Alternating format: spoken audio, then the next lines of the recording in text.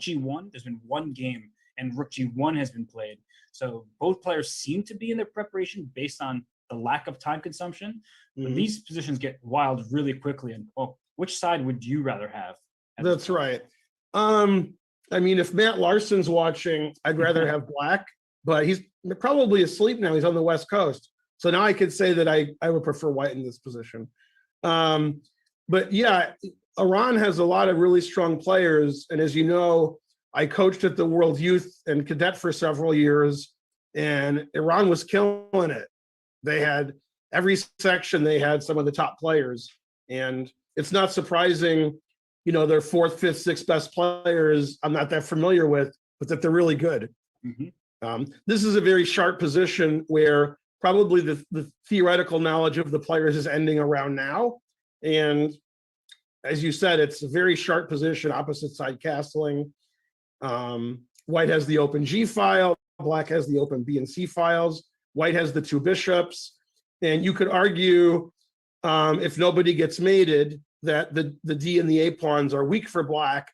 So maybe in the long run, if things settle down, white's going to have some targets and black will be fighting for a draw. But it seems like there's going to be some attacking going on.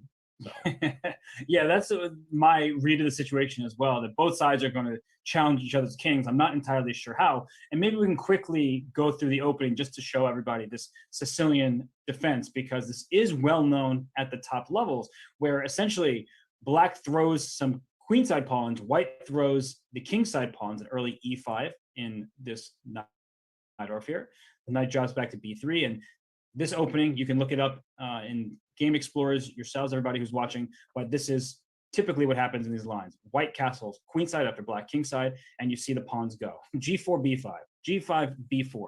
And the reason you get away with this is that after pawn takes f6, pawn takes c3, hits the queen here, and very important that this king is on c1, not on b1. Ben, I'm sure you've had students try this kind of thing when the king is not on c1, and then they just lose the game. Yeah, Matt Larson is a big authority on this particular position. We've analyzed it a lot years ago, and you know he had a couple novelties much later. And he actually has good results with black, although he doesn't think you know black should have anything. And I think he still prefers white, but this is what he plays, and he knows a lot. So. Yeah, you need to know a lot if you're going to play yes. these variations.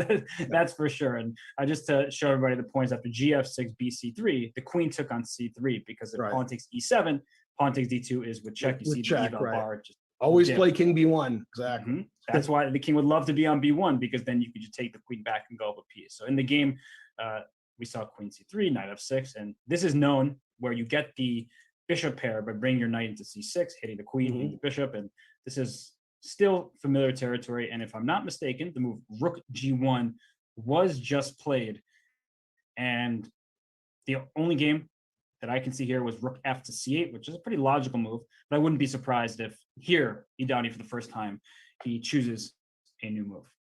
Yeah, a lot of times when I was working with Matt on the openings like this one, I would say something like, yeah, there's 2 games in my database with this and there's 4 with that, and he'd always come back with, in my correspondence database, blah, blah, blah, blah, blah. And I'm like, I don't got that.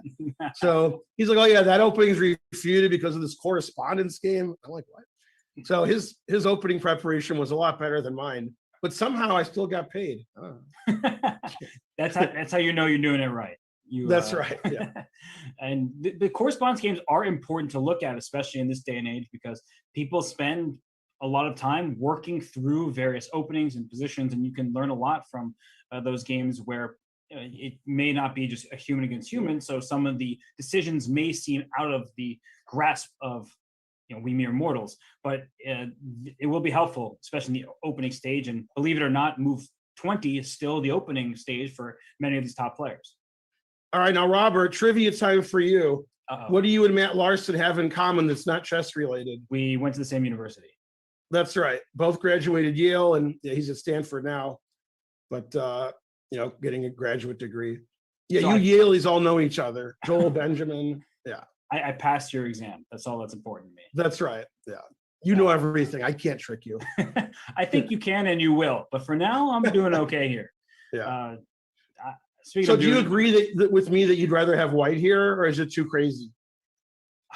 these positions, I tend to believe Jan Christoph Duda, but then there are some games where he goes absolutely bonkers, and I'm like, well, you're 2750. What was that game? But that's just his style. So I, at first glance, definitely like White. You made great points about the D6 pawn being a target, the A6 pawn also being isolated and potentially vulnerable. But then I look at how solid Black's position is. So it feels like Black should be able to eventually punch through a D5 move or something like that. And I look at the number of pawn islands. Black has 2 pawn islands, right? Just the A6 pawn and then D6 to H7, those 2 separate pawn islands, and White has 3. And that could mean some of White's pawns, in fact, are a bit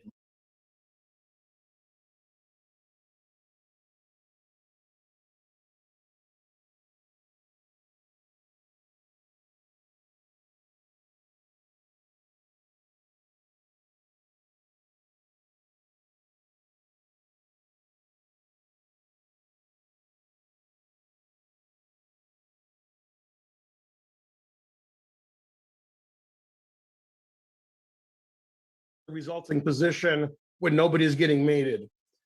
And sometimes that's going to be good for White because of his pawn majority on the queen side and 2 bishops. And sometimes, as you said, if Black gets D5 in, then Black looks pretty okay. Mm-hmm. That's really the kind of undercurrent of the position is the pawn structure that we've highlighted here, as you're saying, the 3-on-2 that sometimes just allows White to create an easy pass pawn. If we throw the queens off the board, if we can envision that, then White's pawns just start marching up the board. It actually seems. Yeah, Anand's always doing that in these Yeah. positions. He always gets queens off and makes a lot of pass pawns on the queen side. He's just a magician. It's like, I never understand how it happens. I'm always like, these are complicated. It's like, yeah, not too complicated. Queen's gone. Let's just win the game. But it's going to be a while before I think Black even makes a move, which means very likely that Idani is out of his preparation and he's trying to figure out this position for the first time. All right. I know you're a Jeffrey Zhang fan. Yeah, you just read my mind. Is that exactly what you were thinking? Go Jeffrey? Yes, yeah.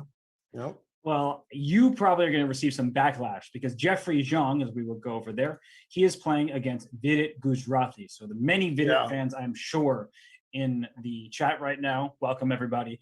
And we had what looks to my eyes like a London system, but a London system that's been turned on its head because this is not how I normally see these games develop. Yeah, I've never seen that position, but it looks like both sides are playing very reasonably. Yeah, right. The initial development of the pieces, Queen B6, just trying to be a bit more aggressive against the D4 and B2 pawns. And Rook B1 says you're attacking nothing. But takes, Queen takes C5, and Bishop D3. Ben, I feel like this is the way players go for the London these days. They don't mind this double pawn on F4 and F2 because they say that I have great control over the center of the board, even if my pawns are stacked. Yeah, I mean, it looks like if you trade on F4, it reminds me of a lot of these Slav positions, except, White has the Slav position with what, and he's up like 2 or 3 tempi from, assuming he was playing the Slav with Black, because, Black loses a tempo because he's Black, and he's moved his queen a few times, and, White has a big lead in development, control of E5. It's hard to believe White has an advantage, but, I mean, I'm guessing this is probably prep. Yeah.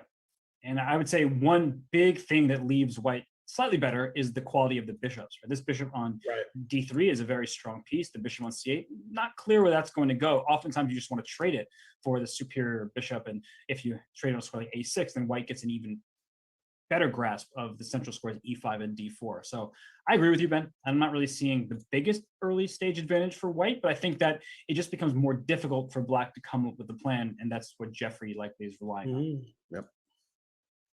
Yeah, this is a pretty even matchup. I'm not sure, even on paper, who's the favorite.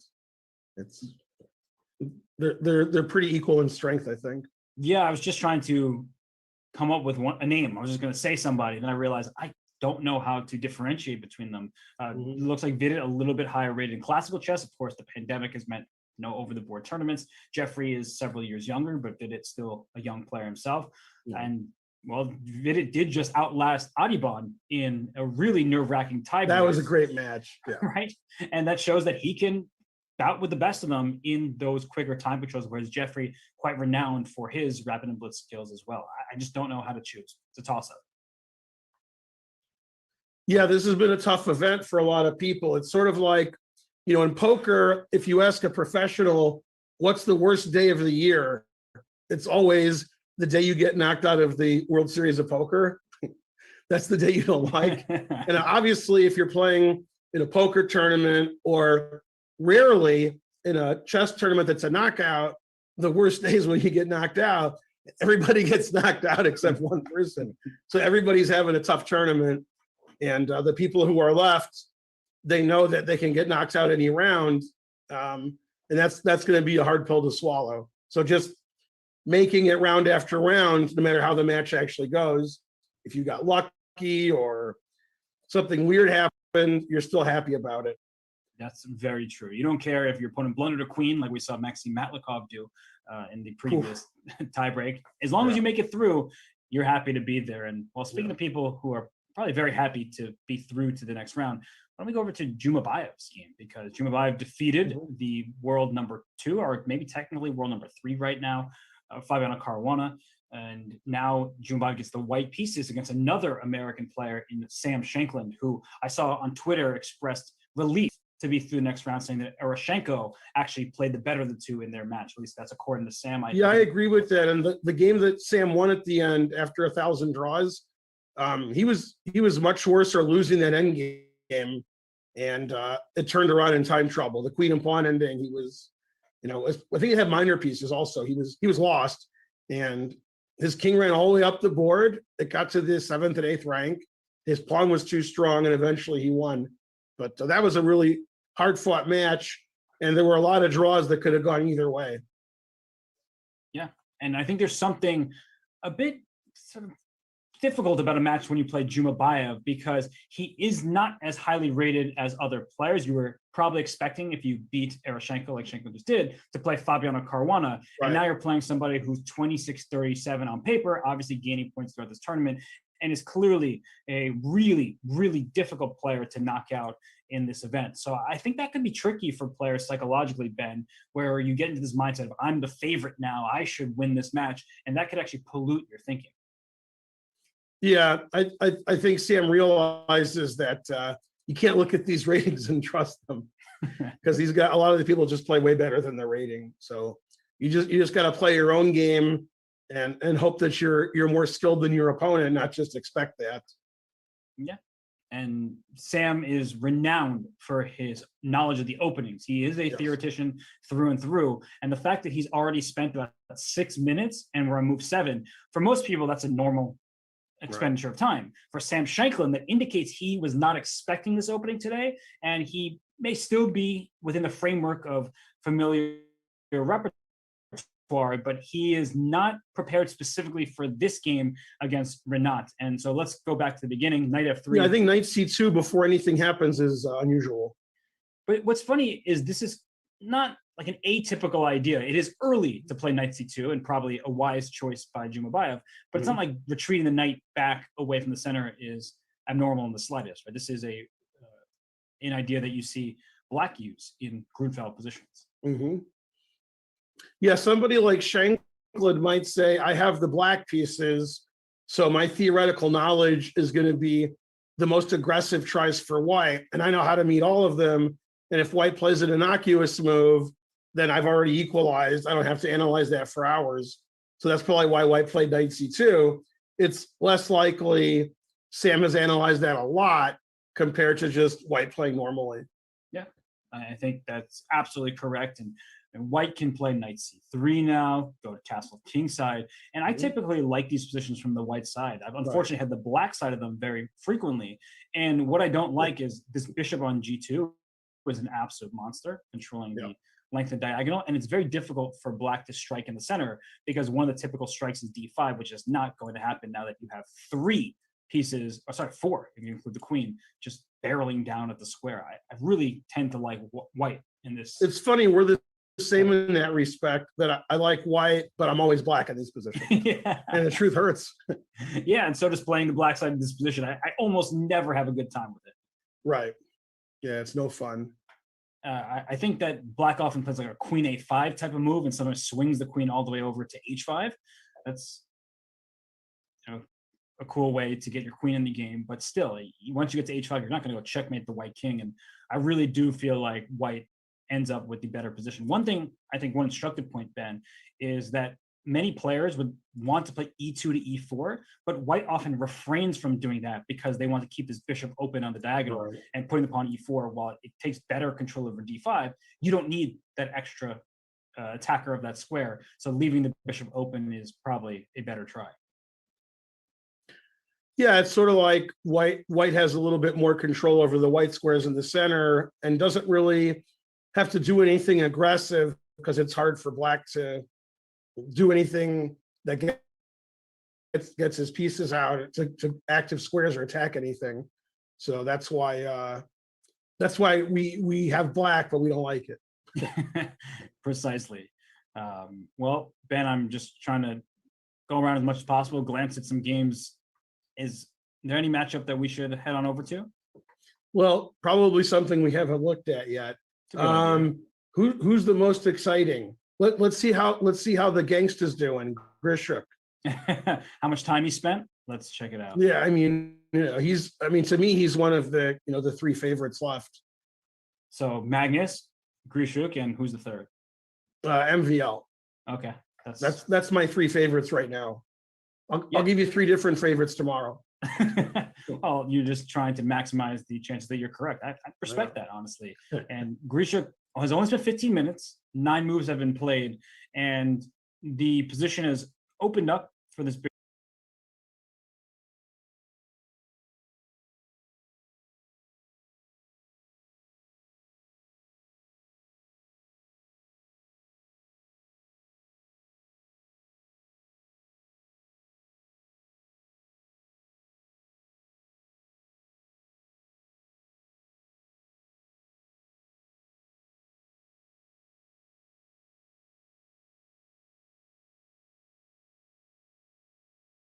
For that.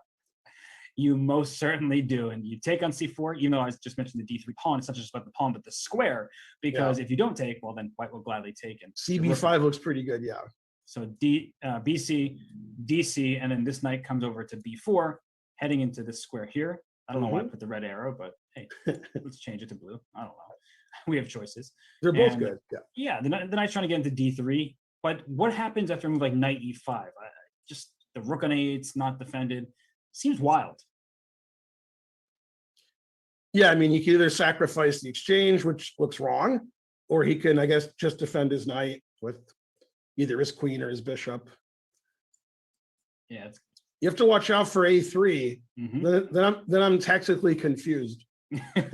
Yeah, because this knight is defending that knight, and if the knight on c6 takes on e5, there could be bishop takes b7 and then take here, and this knight's hanging. So these positions need to be worked out. And I'm guessing that it works out okay for black, because if you do take on b7 and this knight jumps into d3, do you really want to take this rook in the corner? And when the queen takes, this whole diagonal is black, so there could be a big attack there. And white is underdeveloped, and it's going to be a struggle to get all the pieces out. That's too interesting. Yeah. No, but it's funny because a lot of the people watching these matches who aren't the best players in the world, they ask questions like, why doesn't white just play like knight e5 or a3? And, Grishuk is analyzing, more deeply than we are, because he played the move and he's looking at the forcing variations, and he has a line worked out that he thinks is fine for black, which probably is several moves long. But I guess if black wants to be safe, he doesn't have to play knight b4 in your variation. He can play knight b6 or knight c7 because that defends his rook. That's a good point. And then maybe he's okay. Although you could still play knight e5. So. Yeah. And you can also see the problem or potential problem with this is structurally, black has these split pawns on the queen side. So even if I play a calm move like b3 or something to that effect, or queen e2, perhaps black is not happy about the resulting pawn structure. So that's why maybe he feels like he needs to go dynamically. So I think your point is a very good one, Ben, is that when players are spending a lot of time in the early stages, it's not just because they're wasting time. No, there's so many different possibilities here. As you mentioned, 95 still is something to look out for. And you need to work through all of them and not just hope that all is going to be fine at the end. You really need to analyze concretely. Yeah, and they just put up on the screen that Grishik is the only top 10 player other than Carlsen still in the event. That's actually not why I thought Grishik was one of the favorites. It's because Grishik obviously is good in slow chess like everybody else, but he's also really good at rapid and blitz. Yeah. I'm a big fan of Grishik when the time control gets faster. It's funny because he plays super slow in slow chess, but when it's rapid or blitz, he can play really fast if he has to. He's a 3-time world blitz champion, if I'm not mistaken. So we know this, Ben. I mean, they're players, obviously not the level of Alexander Grishik, but Alexander Ivanov, for example, in the United States, he is always in time trouble, always has been, and yet a very good blitz player. Robert, I'm so old that I remember Alexander Ivanov playing in tournaments before delay and increment existed. And when they started using delay or increment like a U.S. championship, the players were all mad. They were like, well, this just means Alexander Ivanov is going to do better. Like, that's the only person that's going to help. And in the 1994 U.S. championship, which was my first one, Alexander Ivanov lost 5 games on time. Wow. Because there was no increment or delay. And in one of them, he played 18 moves of theory in a dragon against Boris Kryman, and he lost on time on move 23. And he was like +1. Wow. But he just can't move. He just can't do it. But a 30-second increment, now he's hooked up. So yeah, that changes the whole game. He lost 5 games on time in the 1994. Yeah. Wow, I did not know that. Yeah, that's bad. He lost a lot of games on time before increment and delay existed. I certainly believe that. No, my favorite quote. I think Kaidanov told me, but it was one of the top American players who came from the former Soviet Union. Said Alexander Ivanov is Karpov, except Karpov's not crazy. He thought he had the understanding of chess of Karpov, but he just won't move. Yeah. So if you don't move, then it's a very big backhanded compliment, I guess. It's I thought he was a genius, but he just won't move. Right. And then when he has no time on his clock, that's not good. Well, speaking of geniuses, one game I just want to tune into before we head to our first break is this one between Dubov and Yesipenko. Dubov with the black pieces. People have been clamoring for Dubov. They love his exciting games. This is not one of the most exciting positions I've seen, Ben. It's very closed up here. Black needs to figure out, can I play D5 or does that leave me structurally vulnerable with these doubled E-pawns here? And I don't know. I wish I was talking about a different position when I see the names Yesipenko and Dubov. That's correct. Yeah, this isn't what we were hoping for. But sometimes when you have these dull kinds of positions, sometimes in 10 moves, they're not dull anymore. So we can hope for that. That's true. Well, we will hold in our hopes for now. We will be taking a quick break, and when we return, more from the FIDE World Cup and the Women's World Cup coverage presented by chess.com.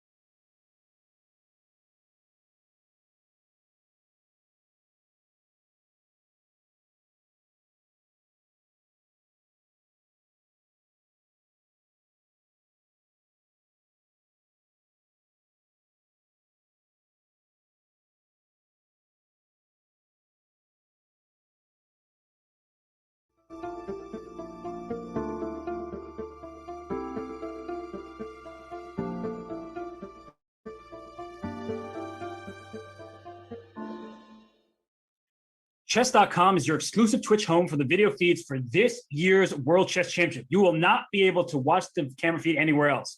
Join us for the best coverage around as we watch this year's players, the defending champion Magnus Carlsen and challenger Jan Nepomniachtchi battle for the title. The World Chess Championships coming your way in November to Chess.com. But for now, well, we don't have the World Championship, but we do have the World Cup. We just have been speaking about Alexander Grishuk's game with Anton Korobov. Instead of c4 just a couple moves back, a4 was played, carving out the c4 square for the knight. So this is going to be a more strategic battle than a tactical one, Ben. And I don't know, I'd rather go somewhere else, some game we haven't looked at yet, because I do think that in the near future, the players are going to go deep in think tank. Yeah, and also this game is probably not going to end decisively. That's your take? It's going to be a draw? Yeah. Yeah, it's a pretty close position for now, and not an easy way to see how it opens up. But the c4 square, at the very least, that's a nice one for this night. Right. Grishuk has the knight on d5. That's pretty good too. I mean, Grishuk's pieces are fine. There's a positional disadvantage for black on the queen side, but I don't think it matters as much as, it gives white an advantage. Probably just very, very slightly better for white. I agree. And let's go to some games we have not looked at yet. We just during the break, you and I were talking about Abdusattorov. So let's check out that game between. I clicked on the wrong game. As soon as I talked about Abdusattorov, I clicked above where I meant to. Wait, now where'd the game go? I lost sight of it. There it is. That's the game. Sounds like me doing it. Yeah. Abdusattorov with the white pieces against Vasif Durabeli. And this is a strange looking position to my eyes, Ben, where it's even material. Black has developed absolutely nothing except for the knight that seems to have wandered too far to c2. Yeah, this looks crazy. And based on the clock times, black knows it better than white does, but it looks very strange for black, as you pointed out. It's funny, whenever I'm playing in a tournament and I get totally destroyed by somebody, I'm always rooting for them later because I feel like maybe they're better than I thought they were. And then when they do really well, then I'm pleased. And Durabeli is one of those players. In the World Open 2 years ago, I got beat really badly. And I was like, well, he's not that good. He shouldn't beat me where I have no chance at all. But then when I see him doing well in the World Cup, I'm like, all right. And I think he tied for first in what was it, Azerbaijan, the yes. championship? That's right. Is that the right country? That is absolutely correct. So I mean, obviously Durabeli is ridiculously strong. He is. Yeah. I'm not sure who the favorite is this match because, it's becoming a place where there's no favorites anymore unless you're like, top 20 in the world. Everybody's just really good. That's true. Abdusattorov probably a bit underrated given his youth and the fact that he hasn't been able to play over the board events, at least not many of them. And this position, Ben, I'm still trying to wrap my head around it. Black has developed nothing, but this pawn on d4 actually is quite a target because if you play knight d3, then already the move b5 potentially kicks the rook away from a4 and drops this very important central pawn, though we know from many different types of Catalan positions, you give up a pawn, but claim all the squares on the queen side, and you're still better for white, even if you're down material. Yeah, in fact, Robert, was f6 the last move? Because if it was, I'm not saying it was, but if it was, I'm confused why he didn't. No, F6, okay, that's a good point. So knight f3 was just played. Yeah. Let's actually go through the game. Because if it was, he could have played b5, so I'm still confused. So early knight jump, queen trade being offered. And this is, I think, well-known position thus far. Double pawns don't look very good, but you're ahead in development. You have a better center.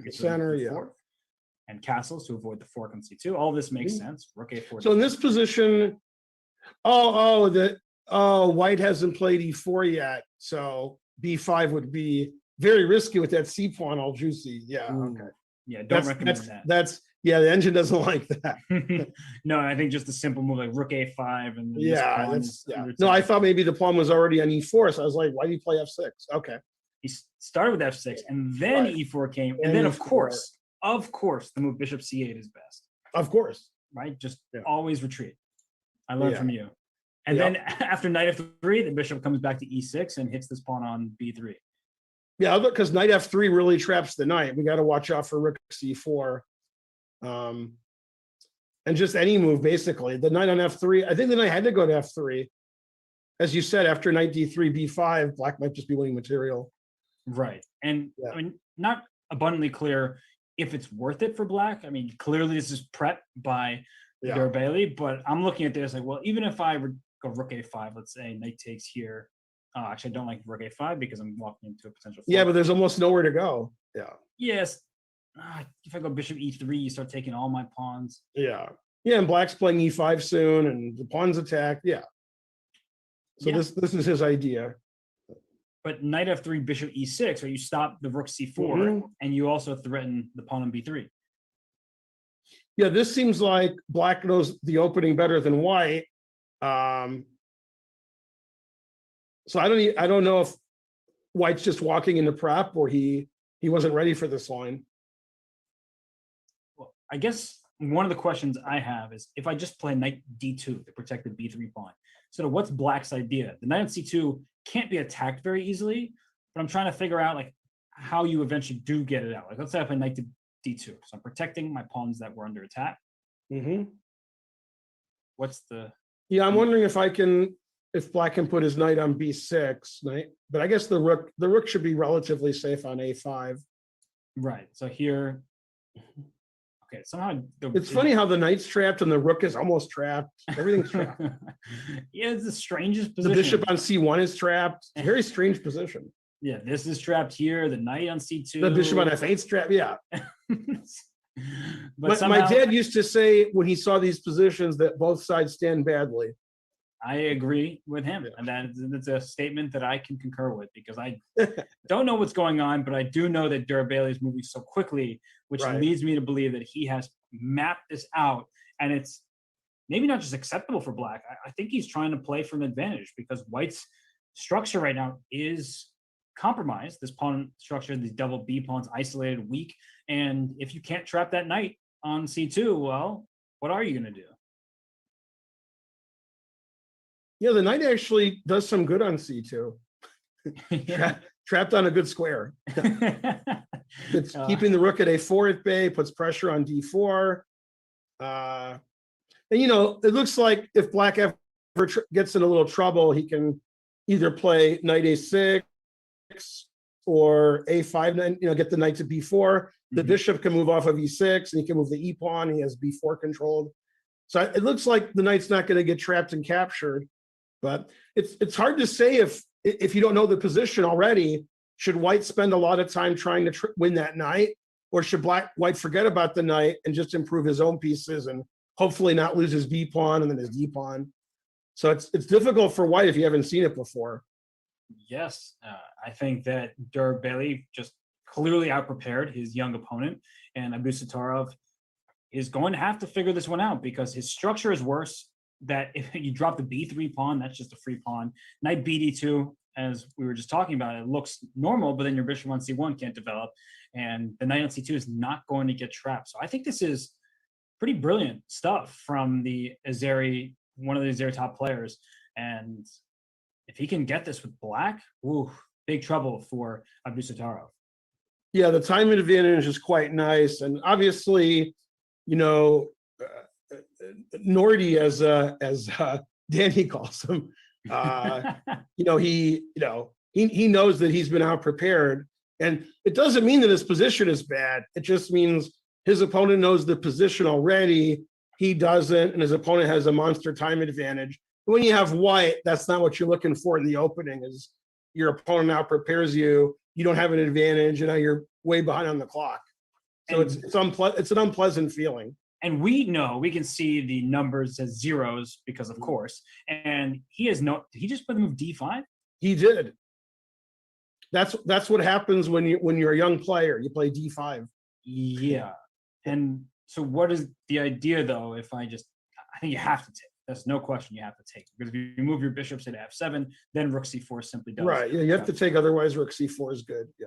So what is his idea here?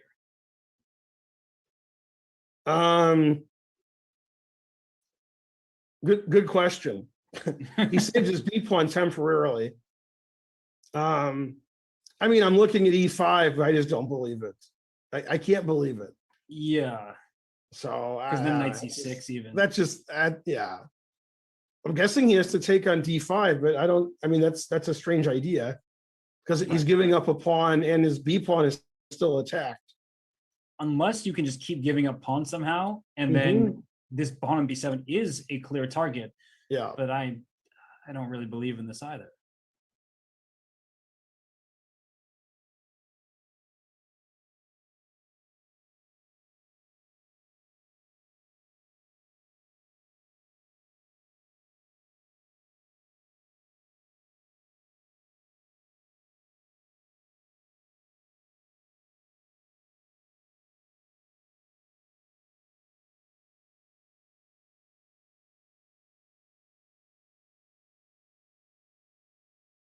Diagonal and the king is still stuck in the center. The bishop can't develop. So maybe white is just trying to open the position up and exploit those deficiencies in black's position. So even a move like knight c3, pawn takes e4, and I guess rook takes e4. Perhaps I can get away with something like this. And actually, eval bar is sort of creeping up there. Oh, that's confusing me. It's going up and then maybe the sacrificing pawns is right because the bishop on g2 is open, as you said. White has free development, and black's position is a little awkward. Yes. For example, bishop takes b3, your bishop's under attack, you steal a pawn. I was already thinking about knight d2. I don't know where my rook's going to go, but this pawn on b7 is quite loose. Yeah, that's right. In some positions, you can play rook takes e7 check and just get two pawns, which is weird. I've never seen what? That's so crazy. Oh, and I think that bishop f7 is actually a mistake because then knight to b5 not only threatens the fork on c7, but knight d6. Yeah, black's position is weird here. Yeah. But he's prepped this, so he must have a way to save this game.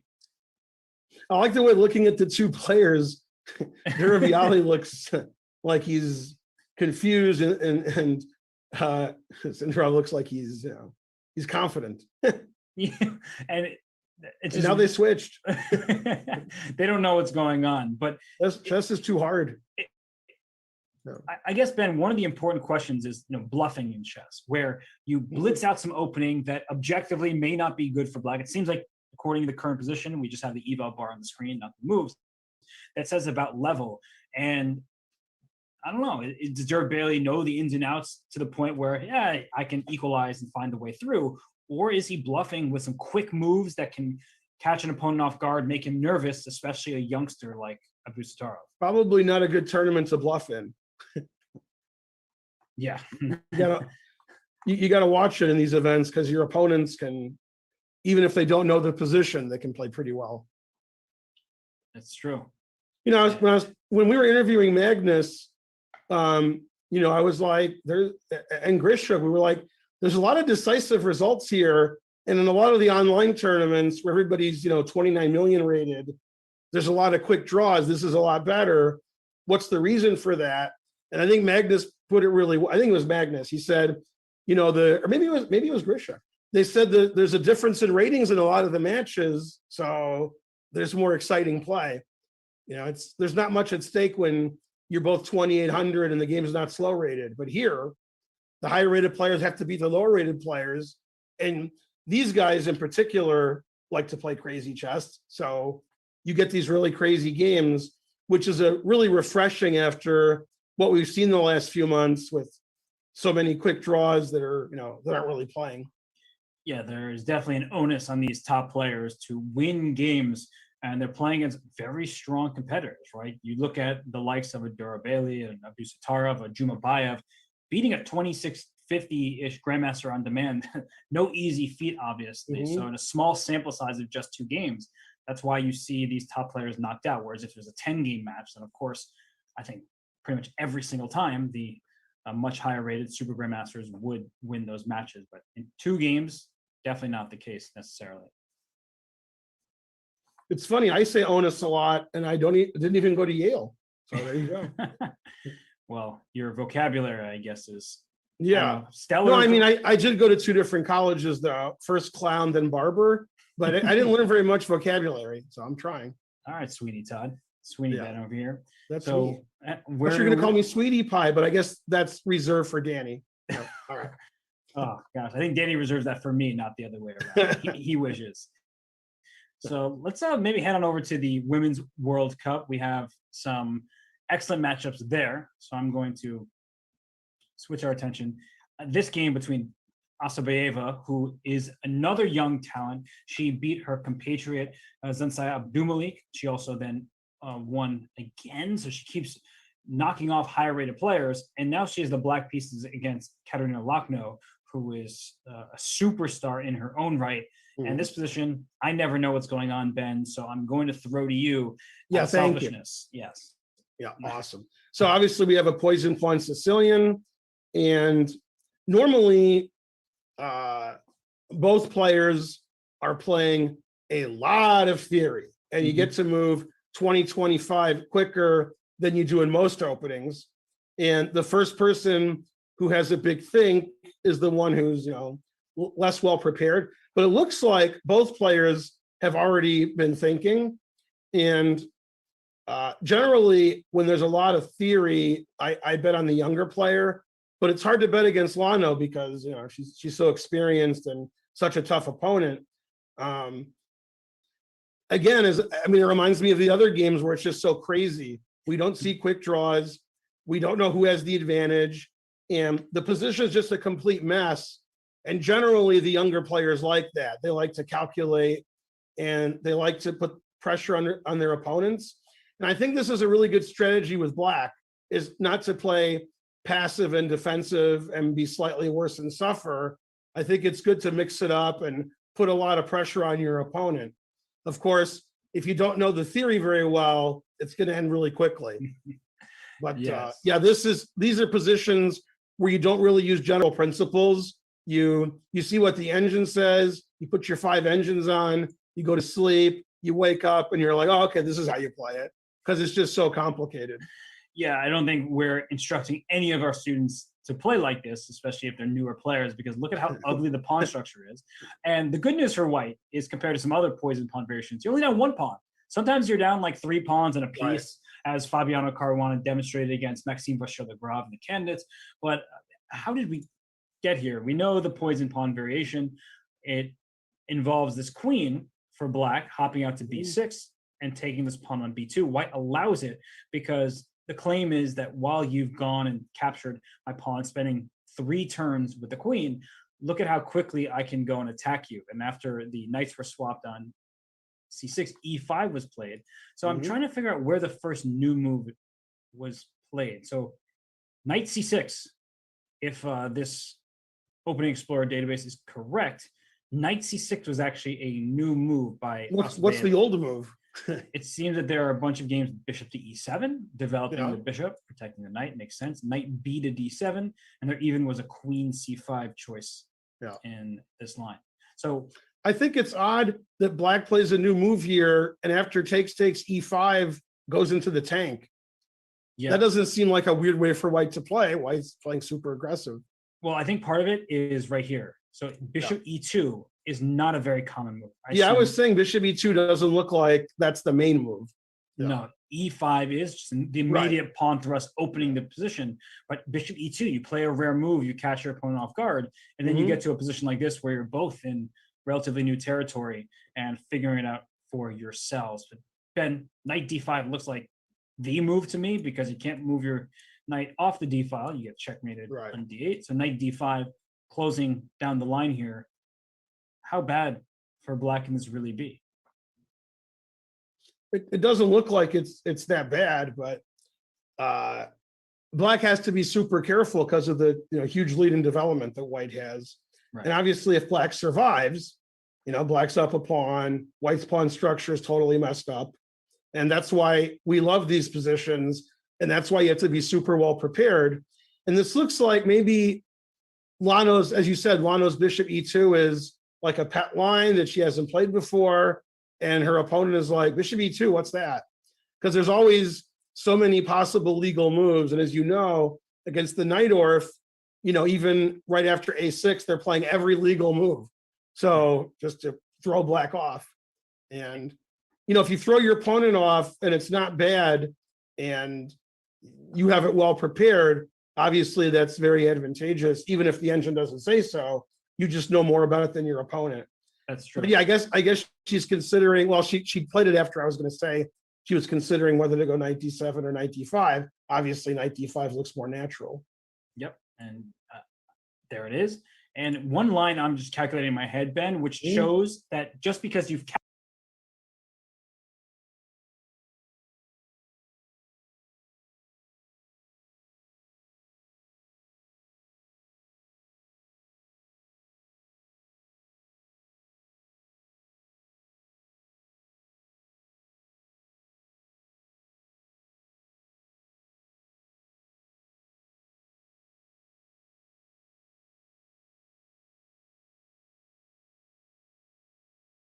bishop, could be on d3.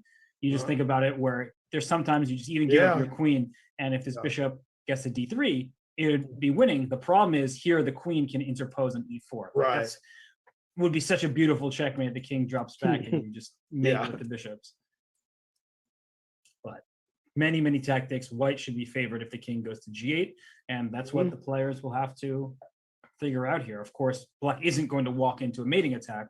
So after knight takes d5, just to go through that line again, bishop c5 check, king to h1, maybe queen e3, Ben, just to hope that white... Black certainly wants to trade queens, yeah. Yeah, just centralizing, offering the queen trade. Black is up a pawn. Your king will be much safer if the queens come off. So I think that would be a better way to play for black. No, I agree. And did white play? White did play knight takes d5. So yeah, they always play the moves you suggest. Is that good? It's better when you suggest it than I do. So I guess so. I guess rook b3 was a very natural move to hit the queen and protect the knight. But then when queen a5 happens, you don't want to trade queens, and there's pressure on c3. So yeah, these positions. Yeah, if white can keep the queens on for a long time, white's going to have a long-term attack. And probably if black trades queens, black is going to be fine. I agree. Is there any chance she'll take with the e-pawn, or there's no chance? Oh, gosh. I mean, she hasn't moved yet, so. So there is a chance, I will say. Yeah, because she hasn't moved yet. Yeah. And put the bishop on e6 for safety, but yeah. I actually kind of like that. Yeah? Yeah, my first instinct is to take with the c-pawn just to keep my structure better, but taking with the e-pawn to open the e6 square for the bishop does feel like a smart play. Now this is a very difficult decision. Yeah, just recapturing is a tough decision. Yeah. That's how tricky and complicated these. I mean, I always avoid all of this either color because I don't want to get in a battle of, did I prepare better than my opponent? I'm like you. Like, we just want to play chess. And I remember many years ago when you had that match with Shankland at the US Championship. And, you want to play chess, but he doesn't. He just wants to play his prep. And then when his prep is over, the arbiter has to come in and stop the game and say who's winning. Yeah. And you're just like, can we just play chess? And, Yeah. There was a forced repetition after like 25 moves or something, which I didn't know the line. He did, and credit to him. He works very hard. He's opening theory. It is quite extensive. So it's been paying off for him. He's over 2,700. But yes, I am definitely prefer to just make things up at the board, which is probably a moment where I say, do as I say, not as I do. Study your openings. And we see on screen here that Lachno and Grishuk are the strongest chess couple in the world. Yeah, they are a pretty powerful duo. Both grandmasters, both still remain. Wait, Lachno and who? What? Grishuk? Sasha? I'm trying to think if I can argue with you, but I think I can't. Because there's another strong couple still left. It's Alina, and I can't say her last name. Kashlinskaya? There you go. And isn't she married to 2,700? To Wojtaszek. Yeah, there you go. But that's close. Unfortunately for them, both Lachno is higher rated than Kashlinskaya. I know, but it's close. Yeah, it is. I wouldn't, if I had to, face off against either couple, it would. Yeah, that's not good. Yeah. So let's, speaking of Alina, we should probably head on over to her game. We haven't checked out how that's going. And she's the black pieces against Dinara Savakasova. And well, I tend to like these positions for white. If you don't get c5 in, I'm almost never happy about black's position. So Yeah, but this looks like if I knew you were playing, you'd probably have black.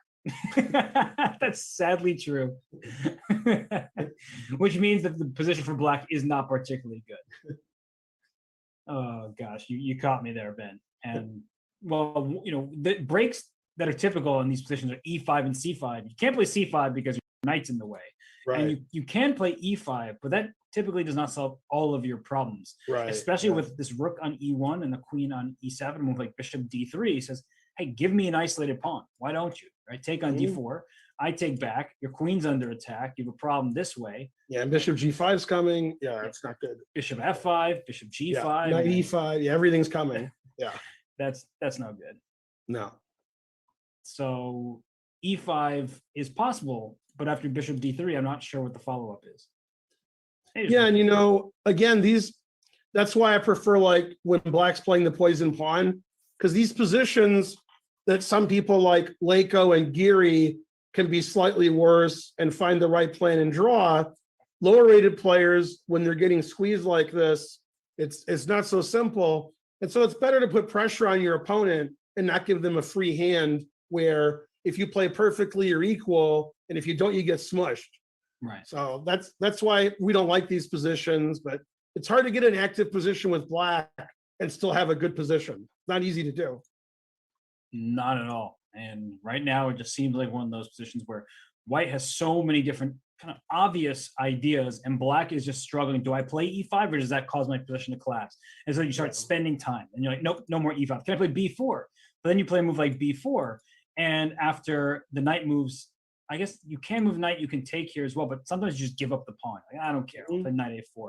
Yeah, because we're getting the b file and c5 and a6 and c6. Yeah, black has a lot of issues. It's just everything is a problem here. Yeah. As you said, rook b1. You can't even play rook b8 because I sack my rook and then take your knight after. So, yeah. That's my kind of sacrifice. Yeah, and you can't play bishop a8 because bishop a6. So it's just no fun. No, this is not how you would like this position to go. Yeah. So that's not a favorite one. And there's one more game here I wanted to check before we take our second quick break.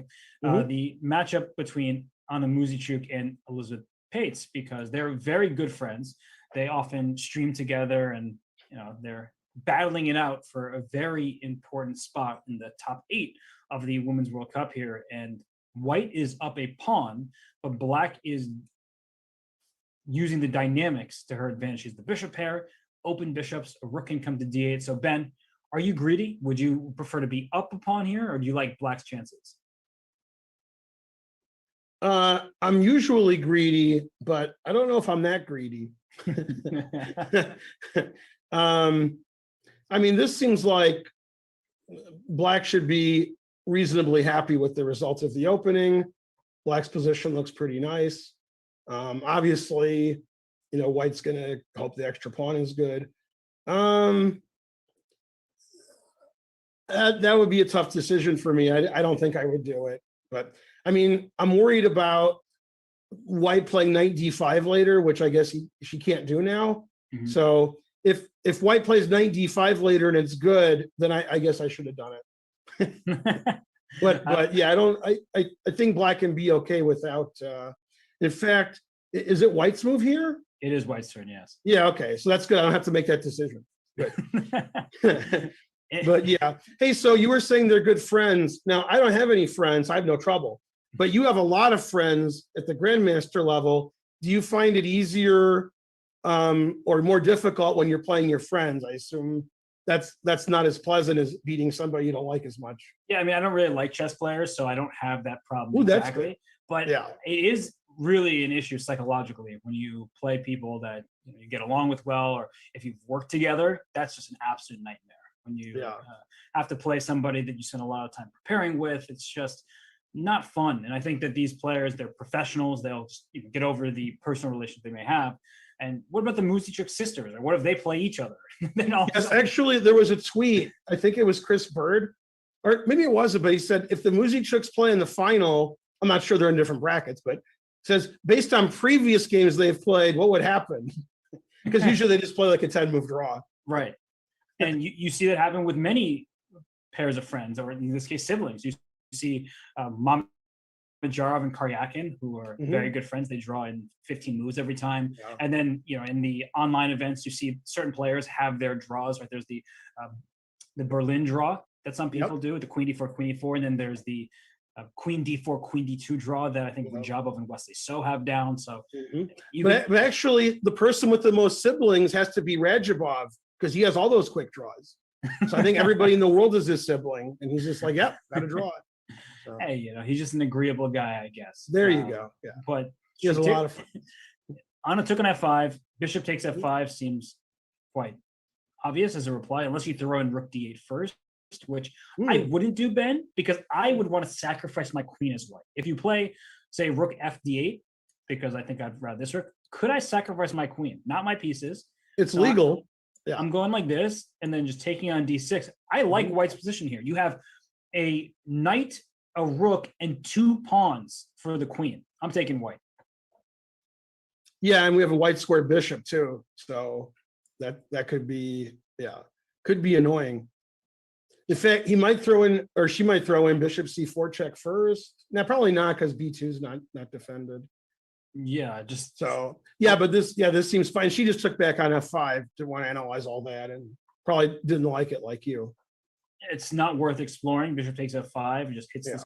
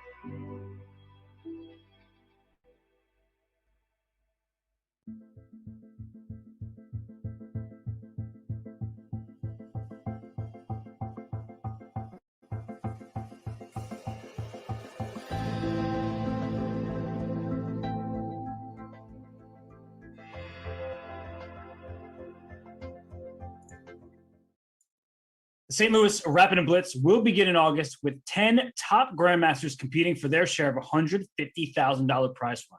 In faster time controls, the direction of a game can change quickly, and even the best players in the world might falter.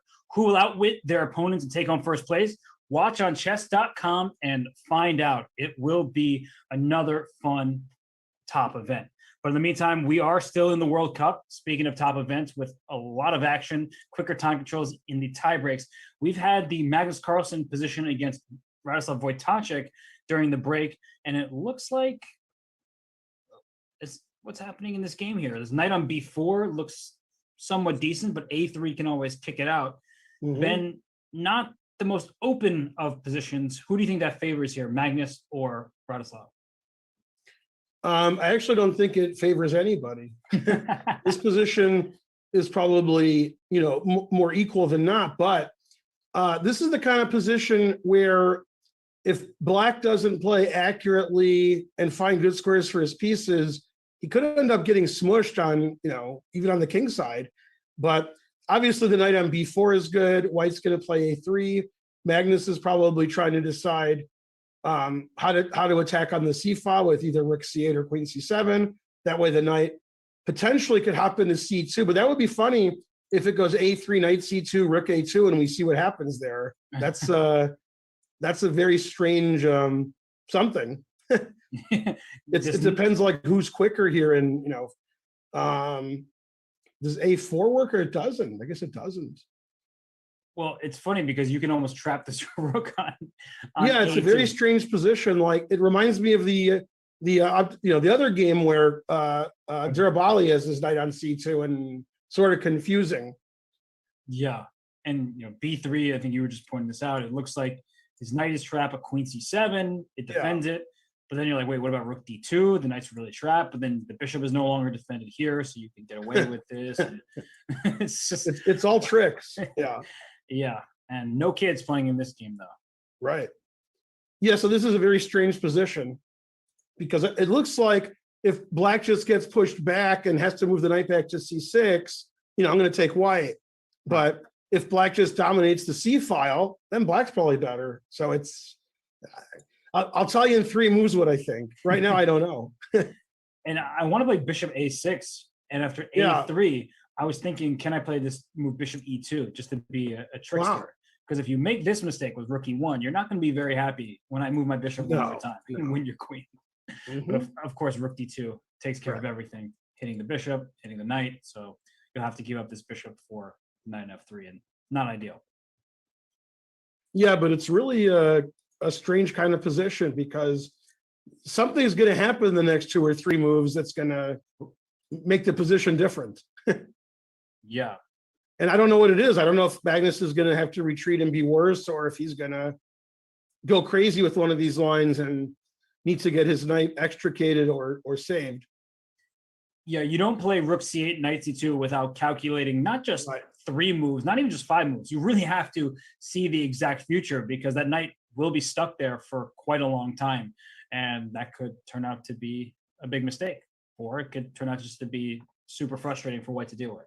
What Black could do if he doesn't want to, get bogged.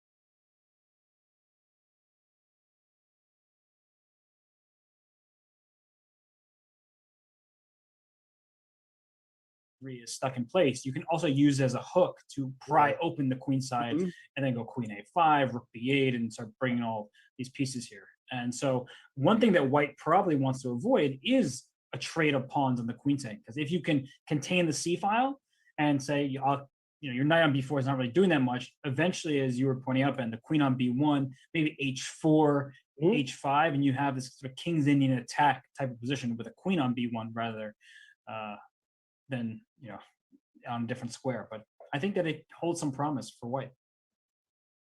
Yeah, potentially White can get a really strong position, and that's why Magnus is trying to figure out if he can just play solid and he's okay, or if he has to calculate a lot and see if he can infiltrate white's position without getting his pieces, trapped. Yeah. So this is the big thing of the game. That's one of the differences between the strong grandmasters and the club player is they recognize the critical position. And this is a critical position because if white plays a3, either black's going to retreat and be passive, or he's going to have to calculate the ramifications of whether that knight on c2 is okay. And that's why Magnus is having a big think now. And I think part of the struggle with recognizing this as a critical moment is there's no real tension in the position. The pawns aren't attacking each other. There's no capture to consider. So even coming up with a plan may not be so easy for most of our viewers. But then you start trying to come up with a plan and realize, is black going to try to break pawns with f6? That's a typical idea, but then e6 might be weak. Should black just play on the queen side with rook c8 and maybe knight c2, or even if not knight c2, just focus our attention there? Or is white going to parry off the threats and then go h4 and maybe knight to g5 or something to that effect and start launching a kingside attack of its own? So it's a really difficult position to assess, and there you see all the possibilities, but it's not just about seeing the variations. It's about evaluating the resulting positions, and that's very tricky when the position isn't dynamic. It's actually a very static position right now. Yeah, it's funny because we were talking earlier about positions where we liked white, but we sort of agreed that if the position happened in our games, we would have black. Yeah. And this sort of reminds me of that. I think, I'm sure black is okay here, but this seems more like a position that Magnus would have white. He would parry black's threats, and eventually he would have a nice advantage. But here he's got to figure out the counterplay himself and play against the space advantage. So it just seems like Magnus would be more comfortable with white here. And well, he'll have to make do with the black side of this position. He is spending quite a deal of time. He's behind in the clock. So we'll leave it to him to find out the exact plan that he wants to employ. Let's go to, I guess, Pantela Harikrishna's match against Amin Tabatabai. We haven't even taken a peek at that. And well, it doesn't look like the most interesting position. But then I will say, these types of positions where it looks like black is doing totally okay, sometimes black gets in trouble in like the next 4 moves. And like, what happened? It's even material. My pieces are on good squares, but then it's coming up with a plan. Whereas if white eventually puts this queen on e3 and maybe gets a bishop on b6 and a rook to d1, all of a sudden white is having all the fun and black is struggling just to coordinate all the right. And these are the kind of positions when the players are lower rated than these players, like 2200 to 2600. Sometimes black just gets smushed because he can't figure out what to do. And somehow the 27 and 2800 players, they defend really well for black, and it looks like it was just completely equal. Harikrishna is the kind of guy who I would want to have black here, who I think could figure out the in and outs and defend properly. Right. And I guess one big question I have, Ben, is queen e3 looks extremely logical to me because I want to put my bishop on b6. And then you have questions like, do I play b5 or will that make my a6 pawn weak? Yeah. That's a tough question to answer on the spot. Where do I put my queen? Because if I play queen c7, aren't I just walking into a bishop b6? I still can't put a rook to d8. I mean, knight d7 protects everything. It looks a little passive, but at least the knight controls a lot of squares. That's true. It looks risky because you're undefending your king a little bit, but I guess it doesn't matter here so much. Yeah, actually, like knight d7, it's non-committal. You're not creating any weaknesses in your position, and you can play bishop f6 next if you want and do things like that. But actually, you're threatening e5. Does that just trap the piece? Yeah. That's unexpected. Wow. Yeah. I guess I can play rook to d1, right? So if I rook fd1, if you play e5, then I can take it, of course, because and then you can sack your queen like you like to do. I do like to sack the queen. However, probably not in this position. Right. But yeah, then queen a5 makes sense because there's no bishop b6. So your knight d7 move, I think it's a pretty decent one. I was retreating before you were born. Yeah. That's true. Yeah. And while your retreating methodology, I think, is paying off because knight d7 is likely something that Harikrishna will consider, although Tabatabai isn't even sure if he'll play queen e3 or come up with another move. It looks pretty equal. I mean, if I had to bet, I would guess this game's going to end in a draw, but obviously there's a lot of chess to be played. But I think Harikrishna got a reasonable position. Absolutely. Well, speaking of positions where, a lot to figure out, but advantage for white. I'm going over here to Fedoseyev's game, and Ben and I were talking during the break how Fedoseyev and Hari Krishna, these are two players who are super duper strong, but are often overlooked.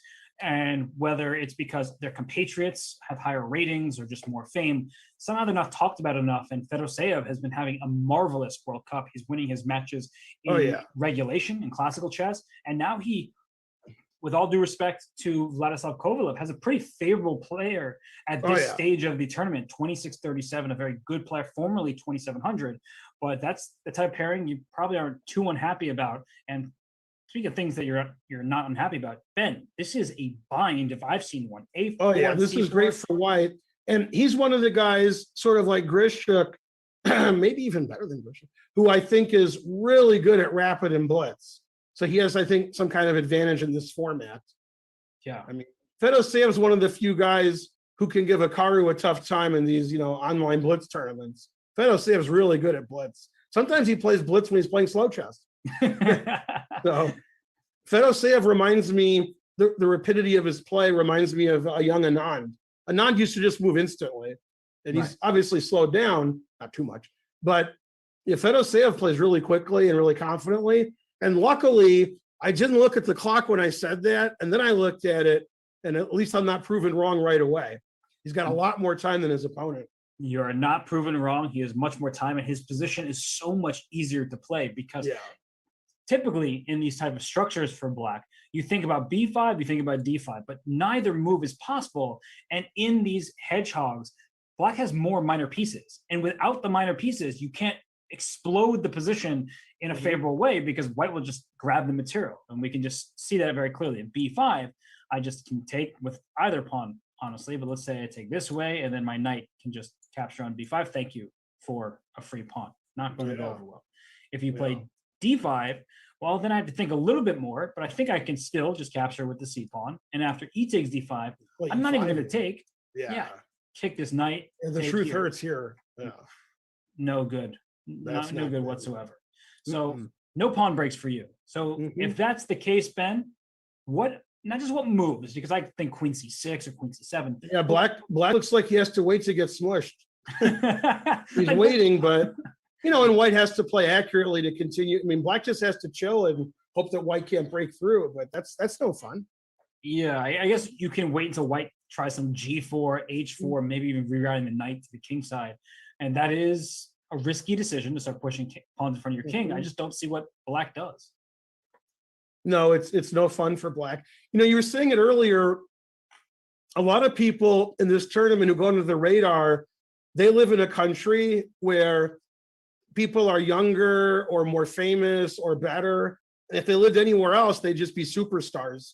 And Hari Krishna has been the second best player in India for quite a long time, but he's not 15 years old and his rating isn't going up. And these, Praggnanandhaa, Sarin, and many other of the young Indian players are just more well known to the general public as people who are getting better and better. And nobody expects Hari Krishna to just all of a sudden become a top 5 player. Right. And Fedoseyev, man, does he live in the wrong country? I mean, because there's so many good players. And somebody said something yesterday.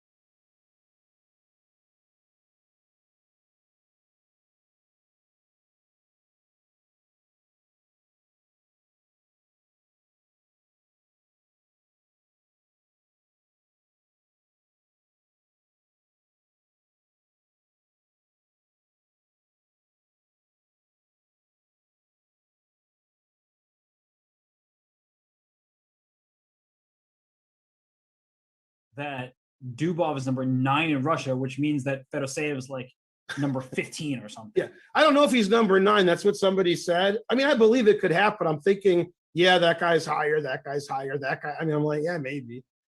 There's so many good players.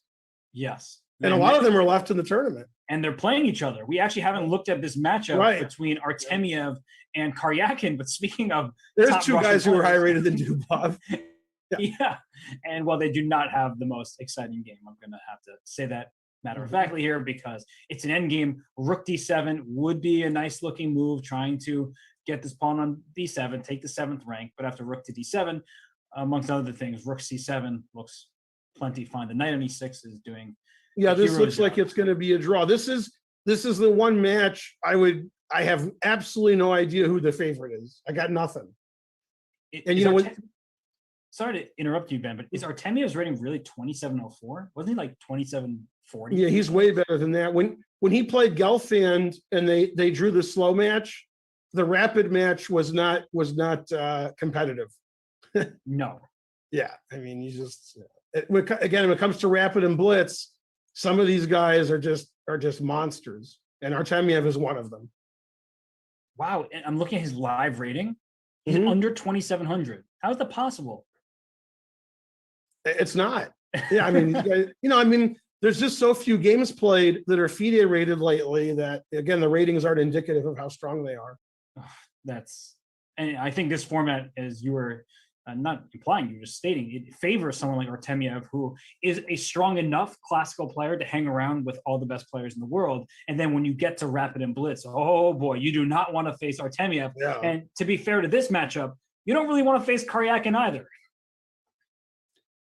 Yeah, I mean, we're getting deep in the tournament here. Everybody's a monster. It's there's no easy matchups. No, a lot of people are underrated. So you just obviously when somebody's winning match after match, they're not going to be a pushover. No.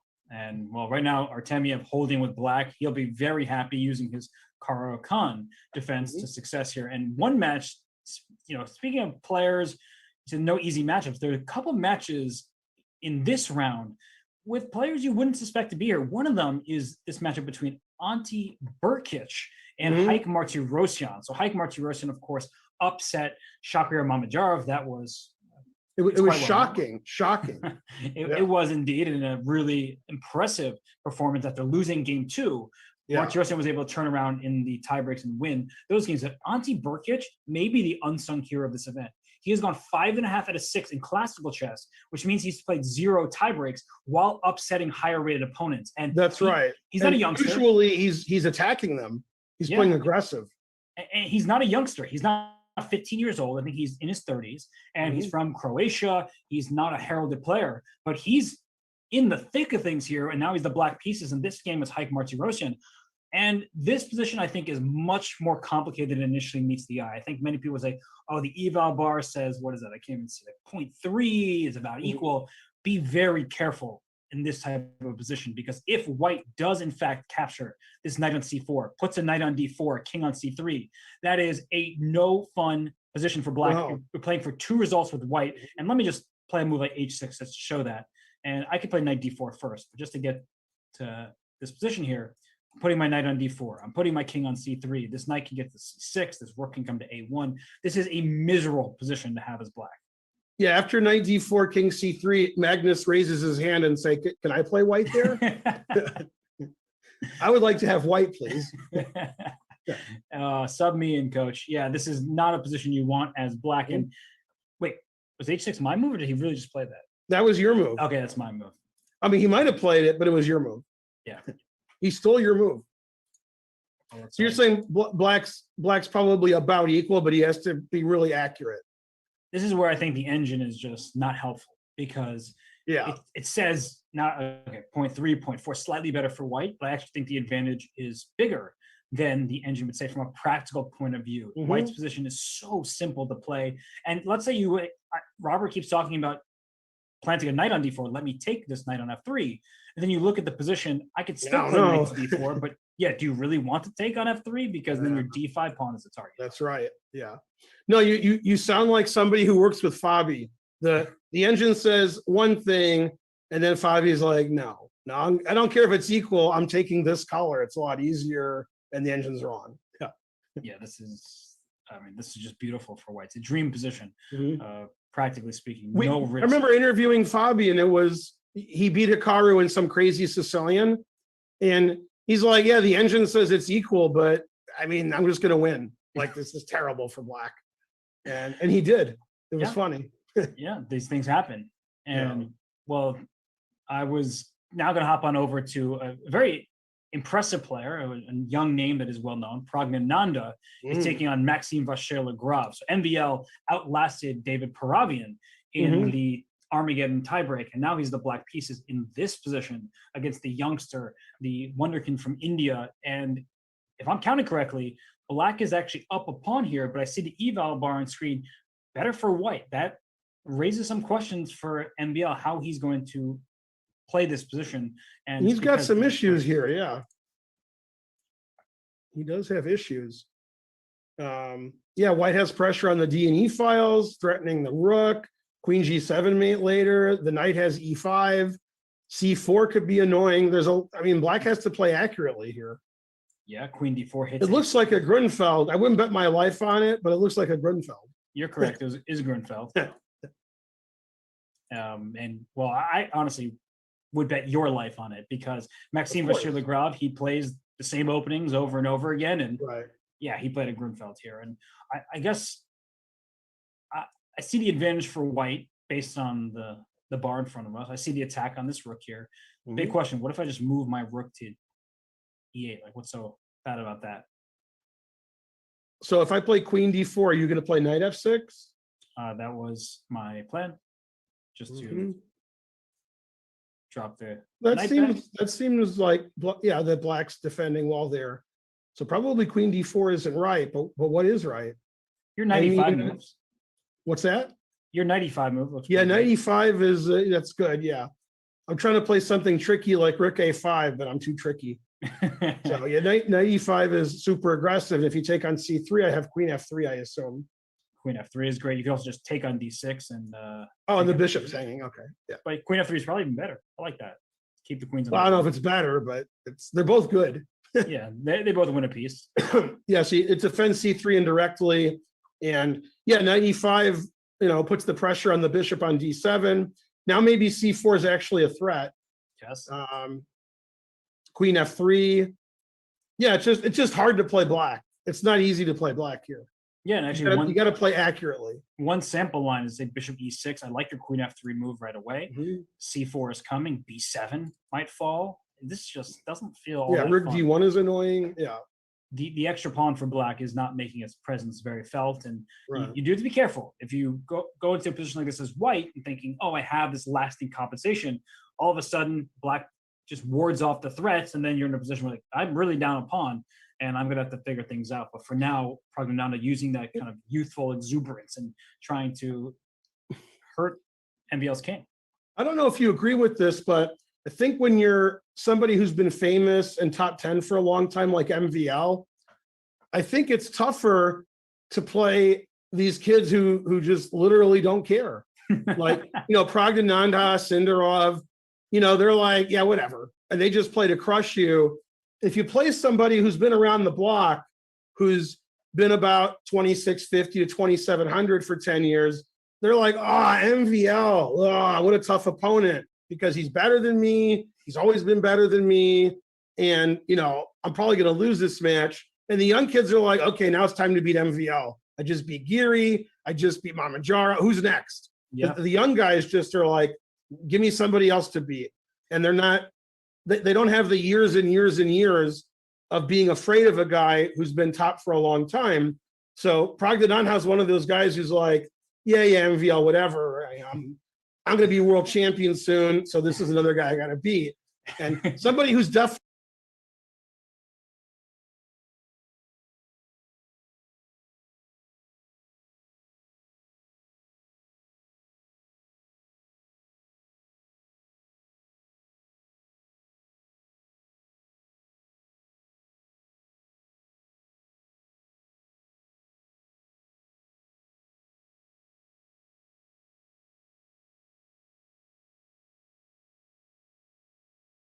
he's getting better. If he loses this match, so be it. But he actually has a great chance at knocking off Maxime. And it's just because these players do not worry about the number next to their points rating. They use this as a way to get better. This tournament is one where they didn't expect to win. They're here. They're tough for any opponent to knock out. And someone like Praggnanandhaa can indeed keep moving on.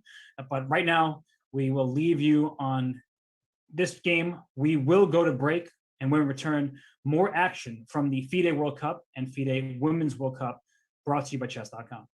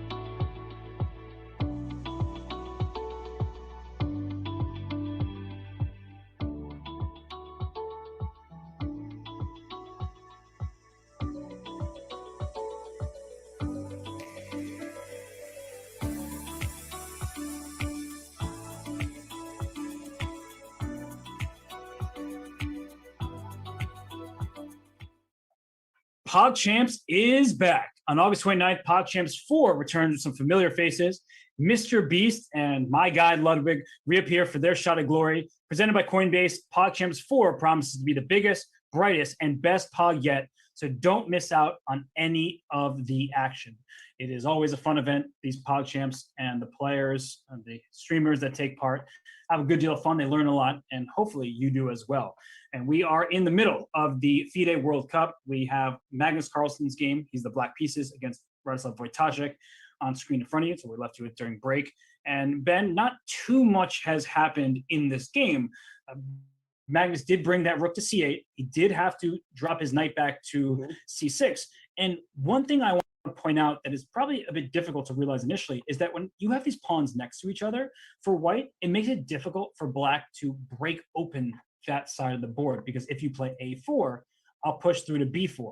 And if you play b5, b4, I'll push a4. So I keep more of the queen side closed. And Ben, you were talking about a potential king side attack. That feels like white is able to accomplish that if the queen side doesn't open up. Yeah, I mean, white wants to play, assuming black doesn't get the counterplay right away, like h4, knight g4, bishop g5, and pushing that h pawn.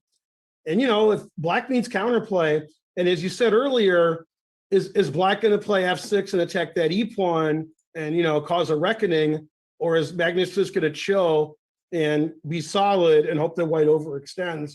And you weren't here for this, but you probably know Magnus is the only player in the event left who's won all of his games. He's 4-0. So he doesn't want to lose that streak either. Wow, is that true? Yeah. Wow, he's really impressive thus far. I just didn't realize he was the only one to win all of his games, but good on him. Well, you're saying Burkic had 5.5 out of 6, but Magnus didn't have to play the first round. So that's true. And Magnus is kind of Magnus, you can't face anybody higher rated than him. So not quite the same in some ways. But here, the question of f6, I mean, that remains a good one. I, at first glance, like the idea of f6. I don't want to be cramped. I want to open up the board for my pieces. And I think white probably has to take on f6 unless I'm misreading something here. I mean, that's almost always the most likely move. Otherwise, you know, black gets a choice of what to do. It might even win the e pawn. Yeah. And well, how do I take back for black? Bishop or knight, rather. I don't want to take with the rook. That's awkward. The knight comes g4 at some point. Right. So. Yeah, either the knight or the bishop. I'm not sure. Probably not with the pawn either. So it's like two choices. The other two, I wouldn't. Maybe. I wouldn't do them. If bishop takes, I do stare at this d4 pawn, which means bishop e2 becomes a threat of sorts. So I could see the merits of bishop takes f6 here. And then white will probably have to play with like rook a2. And now, ooh, that's a cool move. Yeah, you just protect the e2 square from bishop to e2, which was a 4. Yeah, I'm getting off that diagonal with the bishop on f6. And then I regret playing f6. And I know you say never play f6, but these French-like structures you sometimes have to. But now I'm regretting it because the knight's coming to g4. Yeah, now I know why I stopped playing the French. Yeah, as soon as white gets a knight g4, he's pretty happy. Right. The bishop can go out to f4, rook to e1. Oh, yeah, this is not. And again, this seems like positions Magnus wants to have white. Yes, 100%. He would prefer to have white in this position. And if you take with a knight on f6, does that change anything? No, knight g5. You're trying to play knight e4. Man, harsh. Just this looks bishop h3 coming. Yeah, that's not good. Yeah, knight g5, the brute force attack, and it works. Yeah, maybe black can survive and not just be completely hopeless here because you play knight d8. Yeah. Oh, but I have knight g4. No, because I'm threatening mate on h7. And... yeah, you're threatening knight f6, knight e5. Man, harsh. Yeah, this is not what you wanted to see. So yeah, f6, not going to happen probably. And if not for f6, then yeah, I'm sort of out of ideas. I hate these closed positions from black's perspective. I mean, it's a really slow plan, but if black plays a4 and white plays b4, we can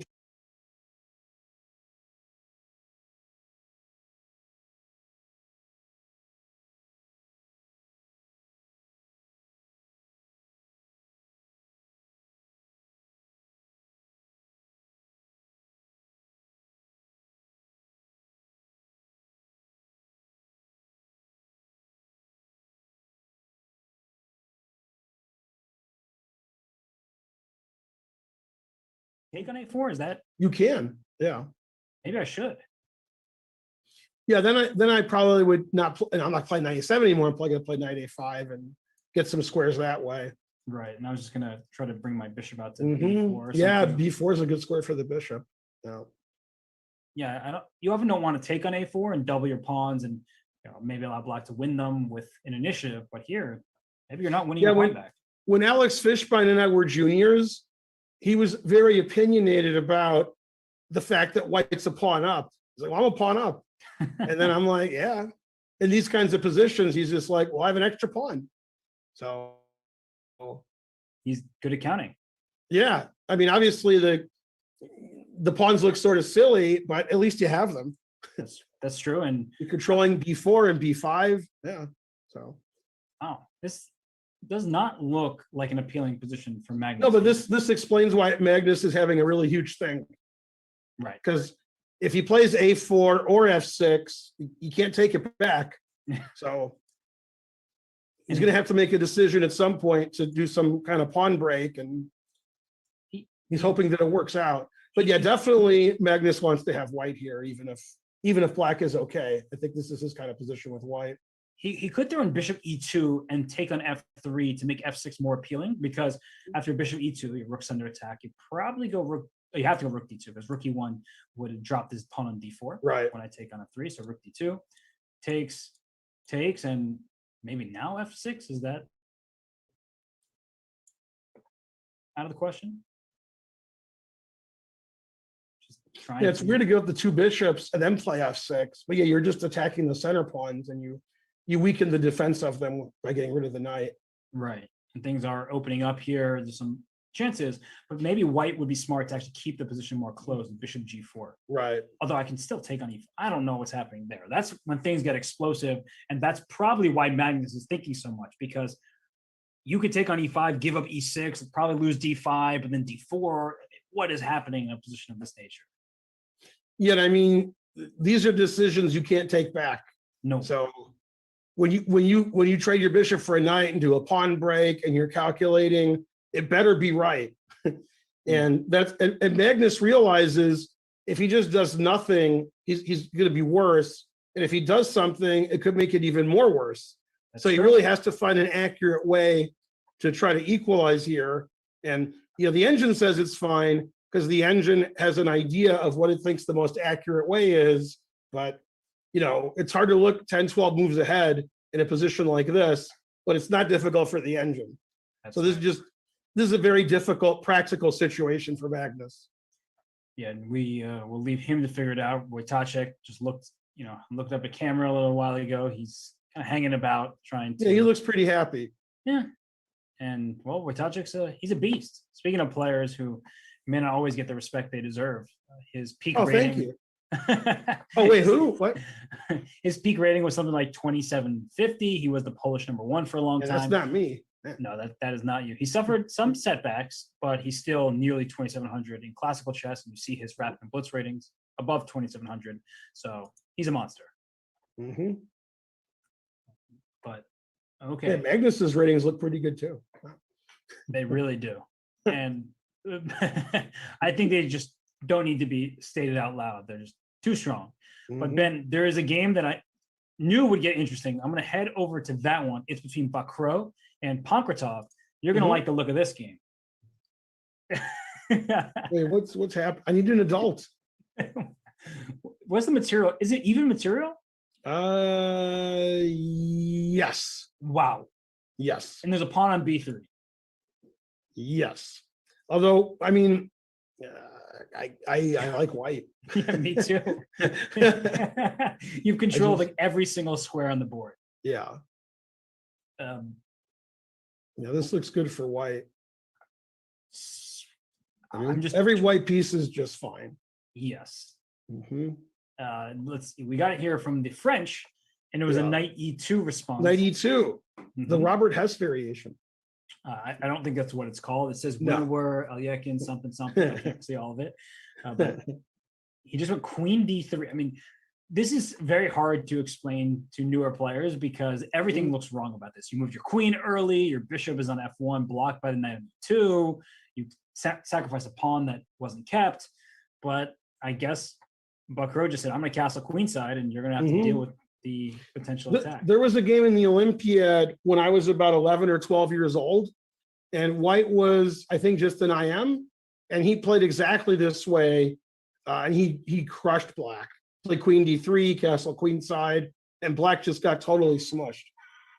Not sure who the player with white was. It might have been somebody like Road Guard or something, but it was a long time ago. But I saw this and I was like, man, white just won easy. He just like queen d3 castled and crushed his opponent. We might be getting a repeat of that. Yeah, I mean, he went knight g4, he went h4. I said, I don't care about this bishop. f5 played, which is understandable, but it makes the e6 pawn a clear target. Yeah. Knight jumped to g5, h6, knight drops back, and this is the problem when you play moves like f5 is the e5 square is white under white's control, and then the e6 pawn becomes a future target. So he went bishop d6. I mean, knight g4, f5, h6 doesn't look like the right plan to me. No, I mean, you can't even play e5 here because this queen will give a check, I think, and the king has to go to the h file, which, let's be honest, you don't really want. And if you play rook f7, well, I think they're don't want that either. No, you don't want any of this. Just take, like take,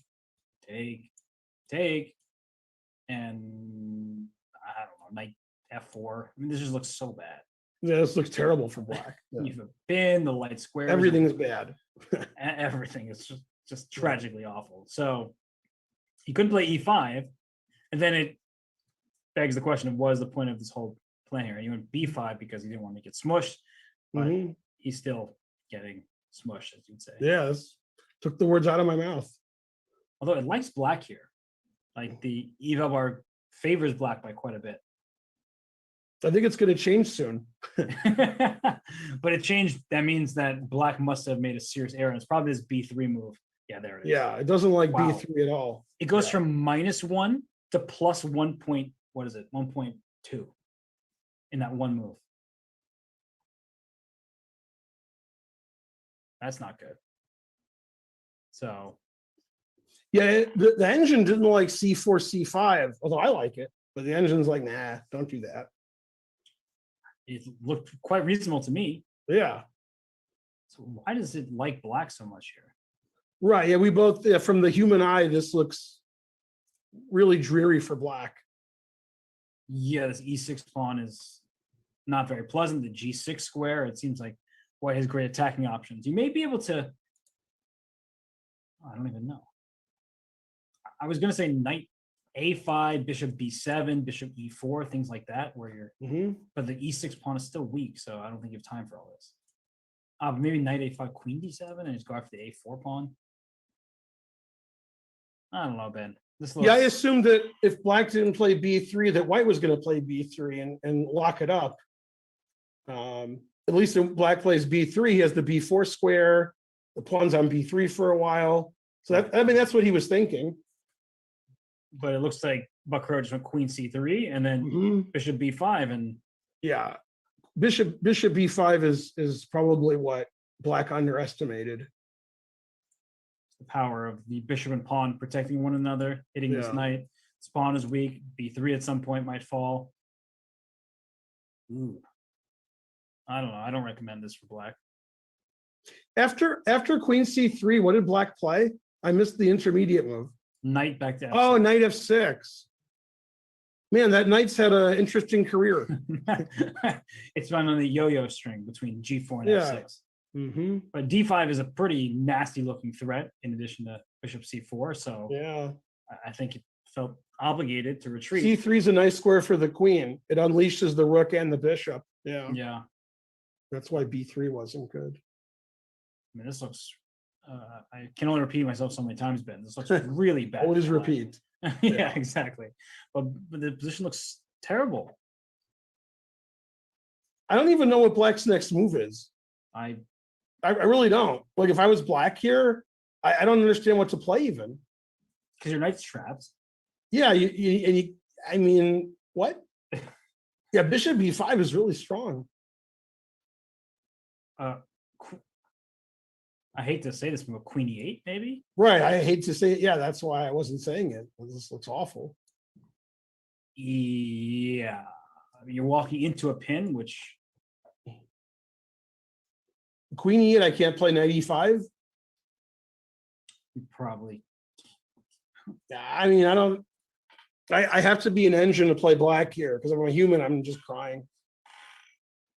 now it's his equal. So something about this 95. But it's just very strange. The engine's not so mad, but we are. Like, what is this? I can't pretend to understand how black can possibly be okay here. Mm-hmm. I mean, rook takes b5.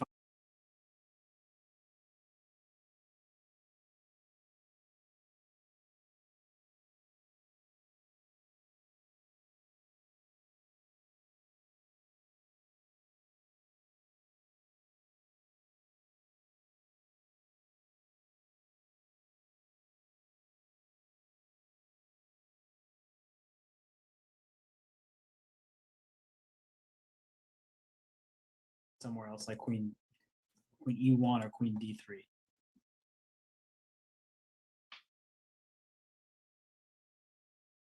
I don't know. I mean, Queen E1 seems really safe because then you defend B4 and A5, you defend F2, and you're attacking the knight, and D5 is coming. Right. So that just seems safe. I like it. But obviously, if you play more aggressively, that could be good too. But yeah, But you're right. It just takes away all the squares from the knight. I mean, it just seems safe. But yeah, The knight can't move anywhere. And queen e8, d5, as you just pointed out, among other ideas, this looks very powerful. Takes, knight takes. This is hanging. This is hanging because bishop takes. it's all six is hanging. threat. Yeah. This is just. I can't recommend this position for black. No, it looks really good for Buckrow. No. Well, the Frenchman would like to keep advancing in this event, but let's actually go to some other games for now. It's a game we left a long time ago, the Abdusattorov against Durabali game. Mhm. That has changed completely. We left, It doesn't even look like so he sacrificed the exchange, he did White right did. here. and he got, yeah, let me see what happened here. CD played knight, he played knight E1. Wow. Okay, forcing knight takes e1, the knight's trapped, so it has to capture. Uh-huh. Rook takes, and then bishop d7 was played, Uh-huh. and he just took on d5. Oh, and he sacrificed the exchange. Wow. He did because d6 looks to be a threat. The king's in the center, the Got bishop. two gives it up. bishops. The E6 is weak. Yeah, okay. Wow, he went e5. Yeah, Durabali is a pretty uncompromising player. That's a move that I wasn't expecting. It would be hard for me to play that, but he allowed Right. en passant because it frees up the knight to Mhm. c6. Okay, knight c6, knight c3, bishop b4, rook d1. Okay, and he didn't take on c3, so he allowed the knight to go to d5. Mhm. I probably would have captured on c3. Yeah, he was worried about giving him the two bishops and all the dark squares, Right, the bishop. but that's what he was worried about. He was worried about that more than knight D5. Not sure I agree with him, but Starting to look just difficult for black to play here because Yeah. this, I mean, knight to d5 seems just very obvious. He castled. There is a pin, so you can't go take on b4 as you would like. He was bishop f4, rook e8, and bishop c7, forcing the rook aside. Then bishop f3 is the live position. You can't take on e6 because bishop g4, I Think so. guess. an absolute monster time advantage for black. And engine approved position. Mm-hmm. Yeah, I mean, both sides have to be careful here because if white's initiative fades away and he loses his e6 pawn, he's just dead lost. Right. On the other hand, I think black can easily blunder and lose in one move if he's not careful. So both sides have to play. And I'm wondering if bishop f3, I just assumed he wanted the g2 square for his king, but maybe bishop h5 can be annoying at some point. That's right, because you can't play g6 because the F6 Right, and pawn then being- bishop if the bishop goes to f7, I mean, that's, yeah. And if rook takes e6, he's going to play bishop g4. right. So yeah, Although bishop f3 is a pretty good move, I think. this looks like just a draw, right? Bishop g4. Probably, yeah. one of these this rooks looks to pretty E8. equal. Yes, go like this and trade, and we just make a Mhm. happy draw. For Durability, a draw is a good result, right? You typically want to, Yeah, you draw with black and you press with white. Yeah, that's the standard. yeah. But if you are looking at this current position, he has so much extra time. I would not. I know I have rook takes e6 if I just want to end the game, but I'll Mhm. think for maybe even 40 minutes right now because I always have a forced draw if I see. That nothing sounds better. like you. Yeah. That's true. But I was just trying to figure out, is king f8 a worthy try just to Mhm. get the king close to the center? Can I do something else? Maybe knight e7, because if you take b4, then I take c7. So there are various moves here for black to try. I don't even know if black's really better. The eval bar says slight edge for black, but that means that the position most likely with proper play should just be a Right, draw. it'd be a draw. Yeah. But they don't know that, right? Durability might be looking at this saying, I'm in trouble, so let me just take on e6. He might be thinking, I had all this prep. Why spoil it with a half point? Let's try to win. So we don't know the psychology of the players. Yeah, and I was thinking earlier in the broadcast, I didn't say anything because I was worried I would be rebuffed, but a lot of the top players, when they're playing a younger, lower rated player, like when, in the Geary match, they want like a safe, solid position and outplay their opponent strategically. And they don't want to get into 30 moves of theory and complications and messy positions. But I think Durabiali's not like that. And No. I think that if somebody's going to beat Sindarov, it's going to be somebody like Durabiali, who doesn't mind getting messy and doesn't mind calculating and isn't just like playing for one kind of position where they know they have the advantage against the youngster, but he's more, universal style. So I think that's going to be tougher for Nordy, as he's called. I think only Danny calls him that. Yeah, there's no. It's going to be tougher than somebody who is sort of afraid of his opening prep and tactical awareness, because Durabiali's like, what about my opening prep and tactical awareness? I could beat him doing that. And that's what he's trying to do. I just have to pause and just mention that Nordy doesn't even make sense as a nickname because his name is No Deerbeck, not Right. Nordybeck. So Nordy just. You're saying Danny doesn't make sense? I've never heard that until Danny said it yesterday. But he claimed he was the only person who called him that. He probably is, because it's not his name. So right. It's a nickname. Yeah. Yeah. And well, this game still complex. I'm just going to go over to the Praggnanandhaa game real quick, because it looks like MVL has sacrificed an exchange, and he has two pawns for that exchange. Sounds like MVL. Yeah. Knight takes c3 was played in the position we last looked at. Queen takes d6, forced, and give me your rook. And Ben, what do you think? Better chances? I think it's better chances to hold for black than for white to press here. Definitely white's pressing. Yeah. Yeah. And because black pawns aren't dangerous. They're not queening. They are not. This knight's going to go to b5 though, and I'm just not sure how much progress white can really hope to. I mean, MVL obviously thinks this is holdable, or he wouldn't have played knight takes c3.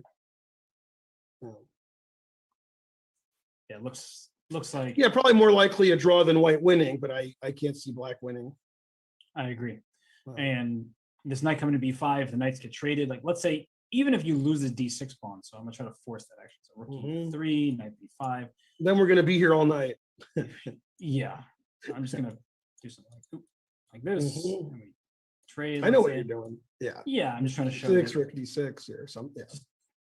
Bishop 6 takes, and we get here. It's like, is white really even going to be able to press this position? All the pawns on light squares, the bishop defended by a pawn. Yeah, white's going to push his king side pawns and move his king up. Right. Bring the king in. Maybe this gives actually pretty good chances. So MVL has to be worried, but I'm guessing he thinks he has this all under control.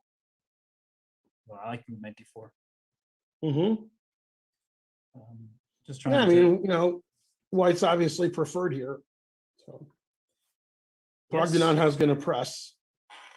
Yeah, he will.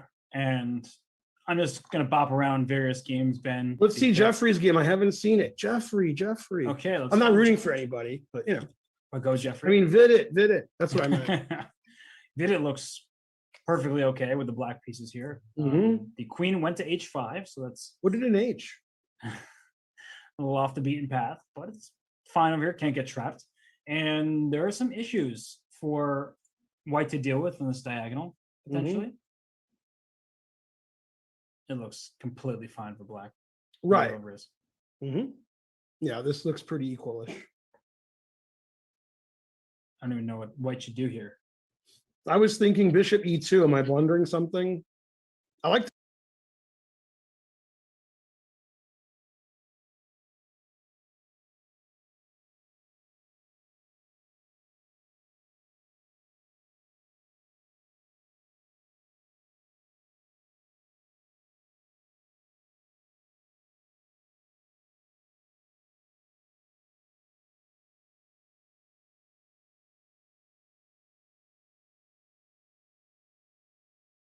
I was trying to make a point, and it wasn't the point to be made. But what I was trying to get at was something like this: Queen where e5. Yeah. the dark squares are under black's control. You have this light square bishop that can't attack anything. Black typically is very happy to be in a position of his nature. Yeah. So this might be what Vidit's actually going for, and he'll try to outplay Jeffrey from a slightly better position. Right. Yeah, it looks like white's the one that has to, in the actual position, who has to keep the equality. Black seems pretty happy. I'm trying to think if there's any. That's nothing to sneeze at. Bless you. You know, I mean, Jeffrey's trying to figure out how to trap that queen since it doesn't have a lot of squares, but I don't see how that's happening. No. The queen doesn't have a lot of places to go to, but I think it's perfectly fine on h5. Agreed. Yeah, and Vidit seems pretty happy the way he's hanging around there. Yep, he should be happy with the black pieces. No real Yeah. risk at the moment. I guess one move that we have to consider is knight d6. Just the knight is tactically defended because if you take, I get I'm your too bishop. old for that move. Yeah.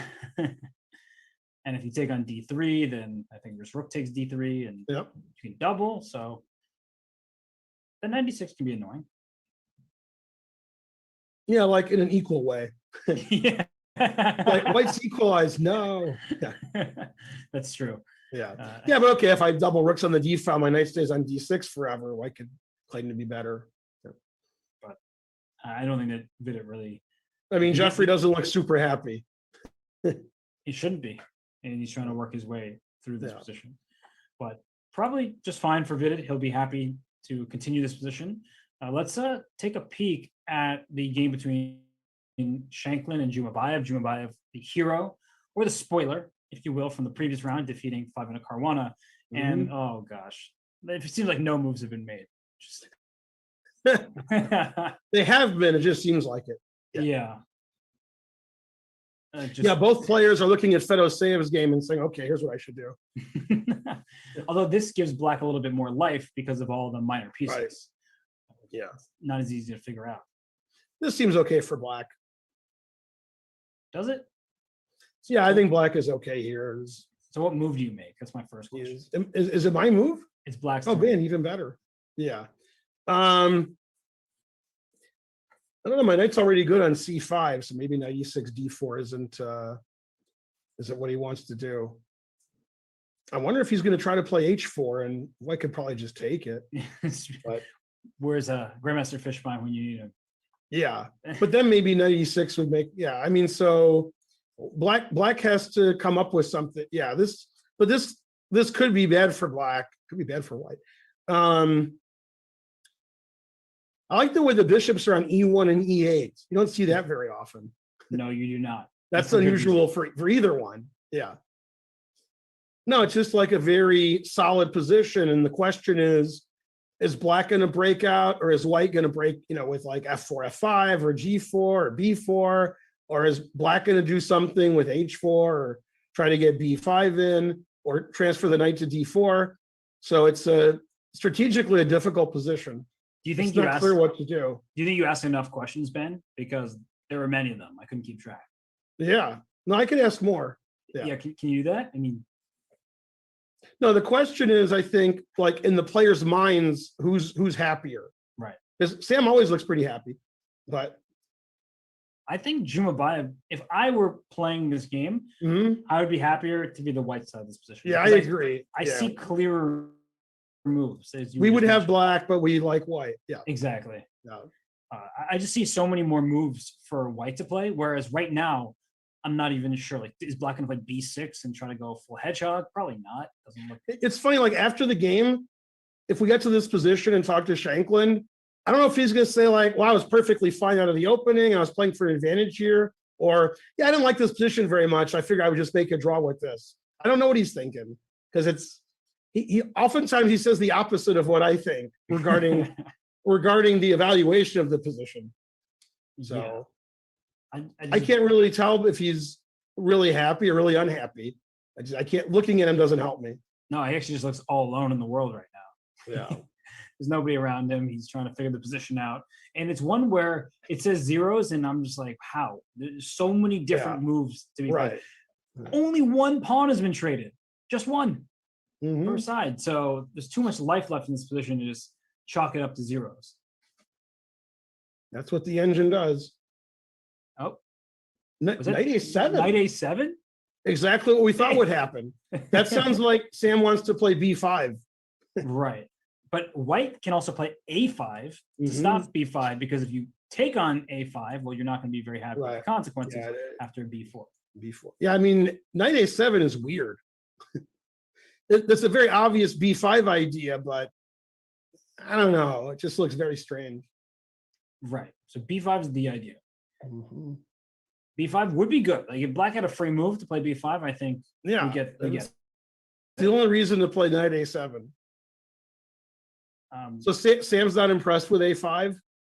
and I wonder why not, because Yeah, he's like, whatever. then I don't know, because play B4. Right. Yeah, B4 is coming. Yeah. Yeah, but I don't get it. No, I agree. Knight A7 is strange. He probably just couldn't find a move. Hmm. It wasn't an easy position to find moves in, but A5 feels very logical. I mean, at the risk of saying something dumb, maybe he wants white to push those pawns forward so he has a target on C4. He could play knight back to A5, and then if B4 play knight E6, knight E5, and try to target the C pawn, I guess. But that seems like you could get in trouble doing that, because white always could play knight A3 or knight E3, bishop F1, and eventually white's going to play C5 or B5 or F4, and that's a dangerous way for white to play for black to play, to egg white forward and hope that it collapses, because it looks like it's just good for white. Yeah, it looks amazing for white, but if he's not doing that, then what's he doing? I think knight A7 is just not good. I agree, but I think I think maybe he underestimated A5.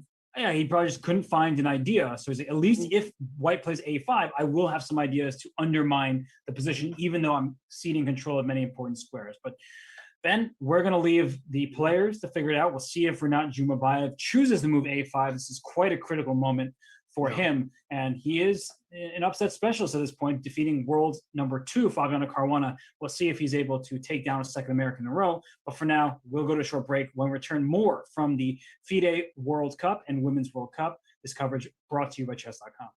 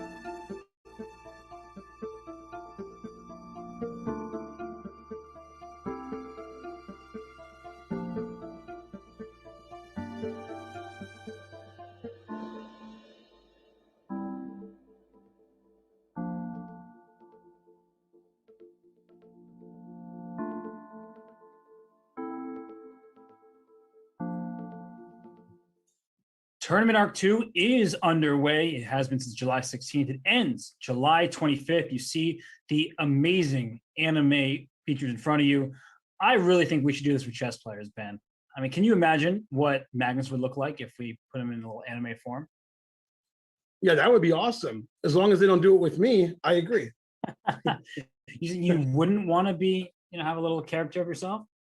No, this is good because on the bottom is the anime, on the top of the people, but Ali on the top looks pretty similar. That's true. Yeah, these are well like in real life. It's tough. Yeah.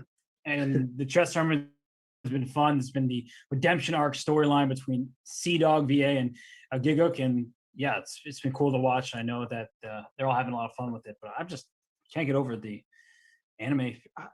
Chess needs this. Just make one for Magnus, make one for all these players left. That would be cool. But anyway, back to the chess, back to the World Cup. Enough with the Tournament Arc 2. And we just had a peace sacrifice, not a peace offering, but a sacrifice on F5 here between Wojtaszek and Carlsen. So let's just scroll back a few moves. A4 was the response to B4, and then Bishop E2 was played. And the capture on F3, F6, Bishop G4, F5, and Wojtaszek said, I just got to sacrifice a piece, because if Bishop retreated to stop F4, because that's a big threat, to go Bishop H3 to stop that pawn push, Bishop takes H4 looks very scary. because once this queen comes in, it's the bishop, it's the pawn a second time. Yeah, the White- D4 pawn. Once that falls, it's over. Yeah, and E5 is going to I think fall. 5 is falling. Yeah. This looks miserable. So Wojtaszek, whether it was planned out or he felt that he had to at this point, he sacks a piece on F5. And after E takes, bishop takes F5, Ben, we can see that Magnus can more or less force a draw, I would think, after G6. Takes, queen takes G6. He may not force, but he would allow a draw by repetition Right. here as the king goes back and No, forth. I think Magnus is definitely going to play for a win because he's Magnus. Unless he thinks he's worse if he doesn't do that. I don't know if he thinks that. But this is what he's considering. He's like, should I draw now and then play white? Or should I go for it? I've won all my games this tournament. I want my rating to go up 2,900. No, he's not thinking a lot of that. I would be surprised if Magnus wants to draw here. That's not the Magnus that I know.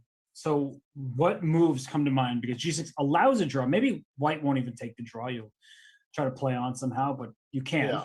But what else can black do here? I guess bishop takes H4. Like we were Yeah, that looking was at an the other- interesting move. Everybody sacks a piece. Okay, so do you take on H7? I'd imagine. Well, I mean, if I take on H4, my bishop's still on the D7 knight. Although I'm not sure I can take it, but because D4 is hanging, I don't know. Both sides are getting checkmated. It looks like white happens to be getting checkmated first. Yeah, because if you take on D4, the F2 pawn is hanging, which isn't good. Oof. Yeah, this is just good for black. Yeah. Yeah, these a checkmate. Yep, this is just checkmate. So you can Yep. take on H4, and after queen takes H4 here. You can't take on D7 as white, but maybe there's this looks very suspicious for the white king. Yeah. Well, by the way, oh no, I can't play Queen G5 check because the pawn's on H4 still. Oh, Otherwise, we'd both be blundering. yeah. I was like, wait, isn't the bishop hanging? Yeah. Well, you can't really play chess like this. It's hard to leave your rook on Right. A1, Leaving all bishop those on C1. pieces on the first rank is not fun. Yeah. No, it's not. And you'd probably make move like Queen D3 to bring your queen to the oh, did not like that move. Oh, because Queen G5 check. Mhm. Finally, it works. So Bishop E6 first, I guess, and then try to bring the Mhm. queen in to D3, and still likes black, but it's I mean, material's equal, right? So I like black too. that's The rook on A1, bishop on C1 are terrible.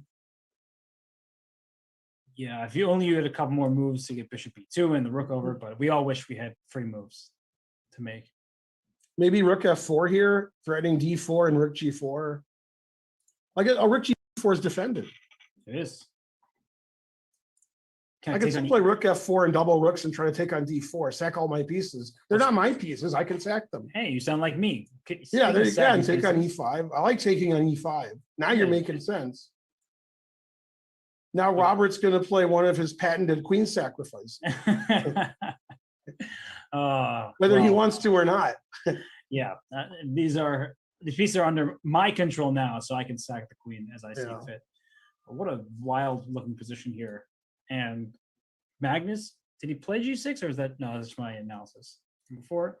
So he is thinking in this moment here whether to play G6, whether to play Bishop takes H4. And Ben, I have a psychological question for you. Mhm. Do you think that Wojtaszek believes in a sacrifice? Oh, I think he believes he's fine here. Yeah. Yeah, I mean, he wouldn't sack a piece if he thought, I mean, when he played Bishop G4, he probably thought if he plays F5, I'm going to sack a piece, and he did. Otherwise, Bishop G4 seems sort of silly. Right. Although you don't really have much of a choice at this point because E5 is under attack 3 different times. And if you take on F6 after Bishop takes F6, you have D4. That's just lost because you can protect it, but the Bishop on F3 is loose, right? So I can take and Yep. just take this one here. Take on F3, yeah. Miserable situation. So somehow, I mean, how does Magnus always do this? The position looked complicated. It looked like he might be struggling a bit to find a concrete idea. And then now that we're looking a little more, we're like, okay, now white has to sacrifice a piece and can maybe at most make an immediate draw, and black can try to play for He more. took on h4. Yeah. Everybody sacks the piece. Bishop takes h4. What a big moment. Mm-hmm. And let's see Wojtaszek's reaction here. Yeah, both players are upset. It was all blocked up, and then all of a sudden, all heck broke loose. Yes. It's like my stream. I said heck. My stream's very G-rated. Yeah. Why do they both look upset? And who's actually upset? I don't know, but neither one looks like they're super pleased. I mean, I like black because I see a rook on A1, a queen on B1, a bishop on C1. The bishop's blocked by the rook, and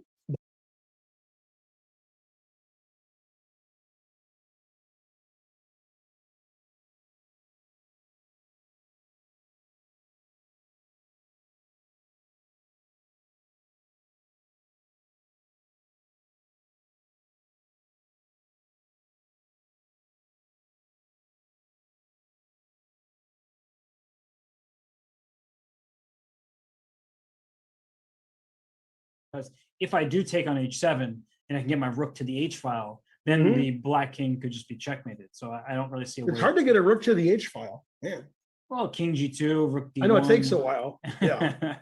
Yeah, it's a long story. So you think maybe White's not going to take the bishop ever and just leave it there because it's letting that queen come in is too dangerous? Right. But I just don't see how to do that. I could play bishop b2, which is a sort of casual developing move, but that looks Very casual. yeah, queen g5. Just hitting this, hitting g3. This can't be good. I don't believe it anymore, Ben. You don't believe in White's position? No, I don't believe in White's position. Right. Bishop takes h4, and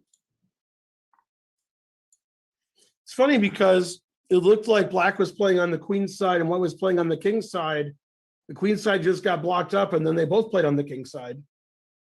And, black's pieces are coming alive on the king side because the f pawn's gone and the white knight is gone on f3. And yeah, I mean, really, really nice play by Magnus to basically change the game, the flavor of the game. And yeah, Wojtaszek now in the think tank trying to come up with a move, but it's not going to be easy. And you're right, Magnus definitely the happier of the two, and bishop takes h4 was a nice shot. So let's leave Wojtaszek to think. We'll go over to another game. We haven't looked at the game between Yasipenko and Dubov, and that's a very elite matchup between two of Russia's biggest talents. And I see that I thought we Evald looked are- at this game in the opening when black had played f takes e6. Was that this game? it was this game, and it was right. Yeah, we looked at this position. Yeah, But it seems like a totally different game. right. And then we were hoping that something would happen, something exciting. And I think Yasipenko was also looking for something to eventually happen, and Mhm. they're just moving their kings to the h file. Finally, a capture, but White has the superior pawn center here with the Mhm. pawns more advanced. d5. Wait, that's a pawn sack. So he gave up a pawn in the center of the board here when he didn't have to. So That interesting sounds choice. like Dubov. Yeah, he protected his knight by blocking the attack Mm-hmm. and by pinning the knight on g3. Yeah, he's always fighting for the initiative. Yeah. Good move by Yasipenko to hit the queen. And well, he just traded queens. And thank you for the pawn. Yeah. He gave the pawn, he took it and said, okay, let's trade queens, go to an endgame. Yeah, I mean, White's up a pawn. And then b5. Wow, just really opening Mhm. things up here. Takes here, 97. Doesn't this just look amazing for White? Yes. Yeah. You had that answer lined up. And this Oh, yeah. pawn is 7 just White's very pleased. took a pawn, and then Yeah, this now- is black hoping he can draw, but maybe it's it's beyond hope. Yeah, like none of this worked out for Black. Maybe he really hated his position and he thought D5 was his best chance. He just didn't like it. I don't know. There is something said about these positions where you have the good light square control. Black can keep the knights there and the bishop on E5. It's a great piece because it defends and is defended by D4 while putting some pressure on G7, but maybe not the easiest position to convert. And that's But pawns do are upside. pawns. He's 2 pawns up. Wow. two. It's very, very tough for Black to draw. I agree. I think it's more likely White wins. I 100% agree with you. Mhm. Looking really nice for Yastepenko, who defeated very famously Magnus Carlsen in the Vaikanze tournament. And the winner of this match plays the winner of Carlsen against Wojtaszek. So that will be fun to see, no matter who it is. So let's go to this game. I'm going to take us around a bit because we've been away from playing these games. The Idani game against Duda, where that eval bar is going lower and lower. I think that Black's about to get checkmated, but according to But the engine says no, White's going to get checkmated. which Queen F6 is the threat, and Bishop takes B3 stops the immediate threat and probably just blasts open White's king, and maybe doesn't look so good for Duda after all. Wow, if Duda loses with White, that's going to be a very unexpected result. That's for sure, and it's that's understating it. So wait a sec. So Bishop takes B3, pawn takes B3, knight takes, pawn takes, and queen. Maybe just Rook takes B3. I don't know. But Rook takes B3, then there's Rook A2, I think, and just. Oh, it doesn't like Rook takes B3.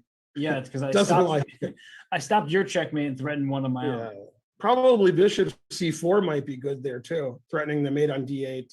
Oh, yeah. And the Rook is coming A2 to defend. So this is good for Black. We need to find the right move. Oh, did a game just finish there? Maybe it is Queen A. Maybe it is Queen A5. Yeah, maybe you were right. A game has just concluded, and is that card? The kings are in the middle. That looks like it's a draw. Yes, it's Karyakin and Artemian, and also Ivic and Andreykin. They drew their game. So the youngster Velimir Ivic still performing extremely well, and look at Magnus just staring. I think out. Queen A5 is good here. I think so.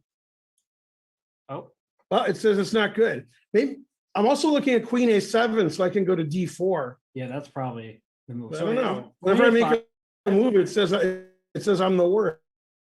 Rook A2, Queen C3 check. That was your idea. Oh, and you could play Rook B2, and then you have King, and then you have King B1. Yeah. Oh, and there's back rank mate, so you don't even have Rook takes B3. Right. Yeah. So with the Queen on D4, this is a very important nuance here.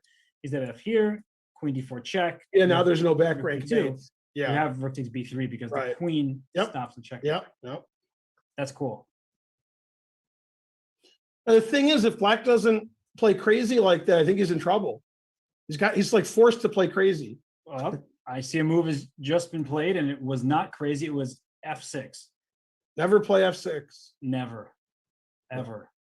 Don't do it. So Queen takes F6. Bishop takes B3 is probably the idea, I'd imagine. Wait, but how does this? How does White save this? You play one of Robert's infamous queen sacks. Queen takes C6. No, I don't think that's going to hold here. But you know what might? Queen G7 check. Wow. It's like my piece is under attack. Your piece is under attack. This bishop, this bishop. Yeah, I need an adult here. At least one. Bishop takes A2. Yeah, but the engine doesn't like F6 because, it thought Black could sacrifice and get a big attack there. Mm-hmm. It doesn't say Black's lost here, but it just thought it gave away Black's advantage. Yeah. And there might even be defensive moves that White can try, not just. You play Bishop takes B3, you better have it calculated at the end. It's true. And speaking of calculation, I mean, we have the cameras on Carlsen and Wojtaszek, and Wojtaszek's trying to figure this out. I think that Magnus is the happier of the two. Oh, yeah. No, for sure. Yeah. Yeah, Wojtaszek really doesn't seem thrilled. And where to go to from here? So we can leave them on camera, but we can also just bop around. How's our buddy Sindarov doing? We haven't gotten to see hit. Okay, really? They're move 22, but it looks like no action has taken place, and all these other positions are crazy. Yeah, I think this is just better for white, though. Right. Yeah, Pawn. not winning, but yeah, it's just better for white. 2 center pawns, A file's open, black played F6. So And throw that in there. Casper Piorun is a multi-time puzzle-solving champion, if I'm not Oh, yeah? mistaken. Yeah, Yeah. he's a brilliant tactician and calculator. So he's just not getting into that position that he would thrive at. This is a very solid position for white. No tactical exploits to be had. So looks great. Yeah, for 2 or white. 3 days ago, Danya said that Casper's not being friendly. And I was like, well, I like that pun. Yeah. Casper the friendly ghost. I Yeah. got you. But yeah, he's being friendly this game. He is indeed just a It looks like clear-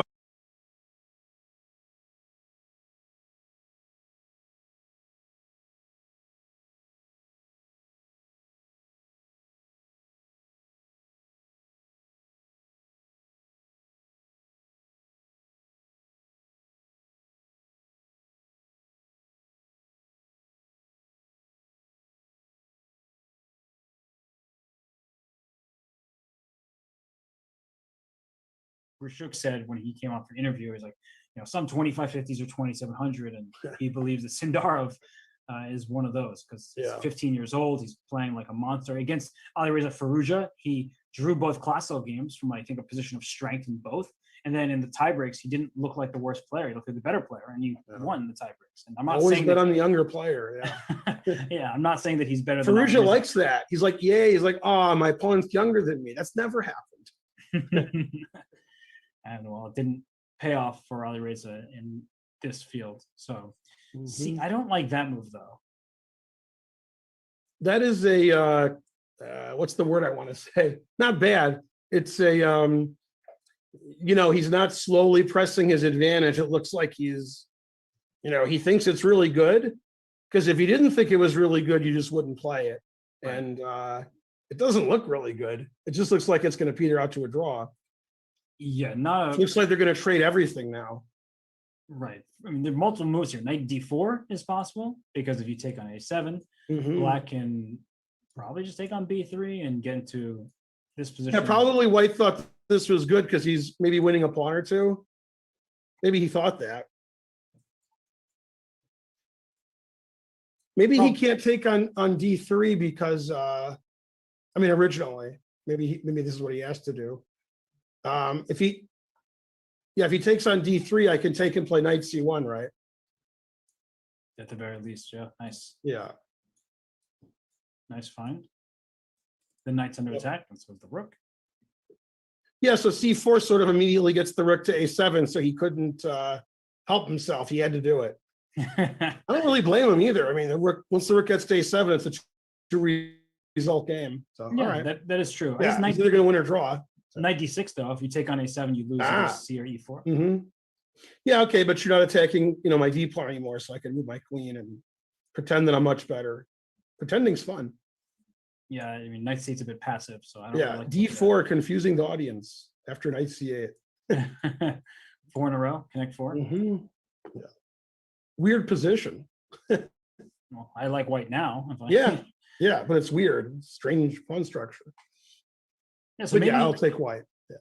maybe it was a bit harsh, but it just seems like it creates such a clear problem in the position that you Mhm. could have sat on the position and just shuffled around, improved your chances Right. down the line. And I think a more experienced player would have waited to play. Yeah, C4. c4 is a real young player's move.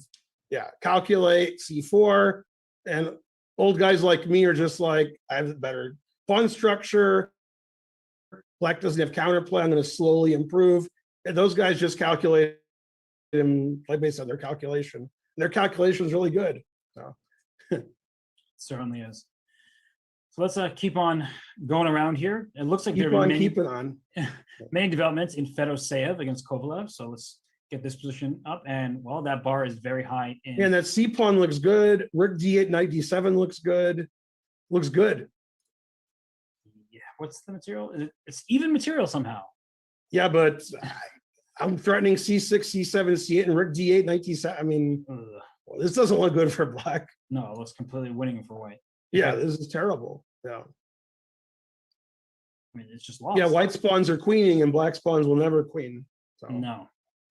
And well, we were around here when we last left off. So I just want to see how the breakthrough happened. G4. Hey, Robert, let me give you something. Look at the clocks. Look at them. Are you kidding me? Gosh. Are you kidding? Wow. Fedoseev, too fast. Wow, that's crazy. I mean, he just played like a model game. He plays really fast and really well. Move his knight. And look at his pawns. Yeah, he's just smushing them. Yeah. And E5, that's a move that you never really want to play because D6 is just so terrible after that. Yeah. So it looks like he was able to just start. I mean, white's position was just always good. And knight D7 wins a piece and also protects C5 and just wins the game on the spot. Mm-hmm. And king G7, but okay, rook takes F8, just resigns. I assume so, yeah.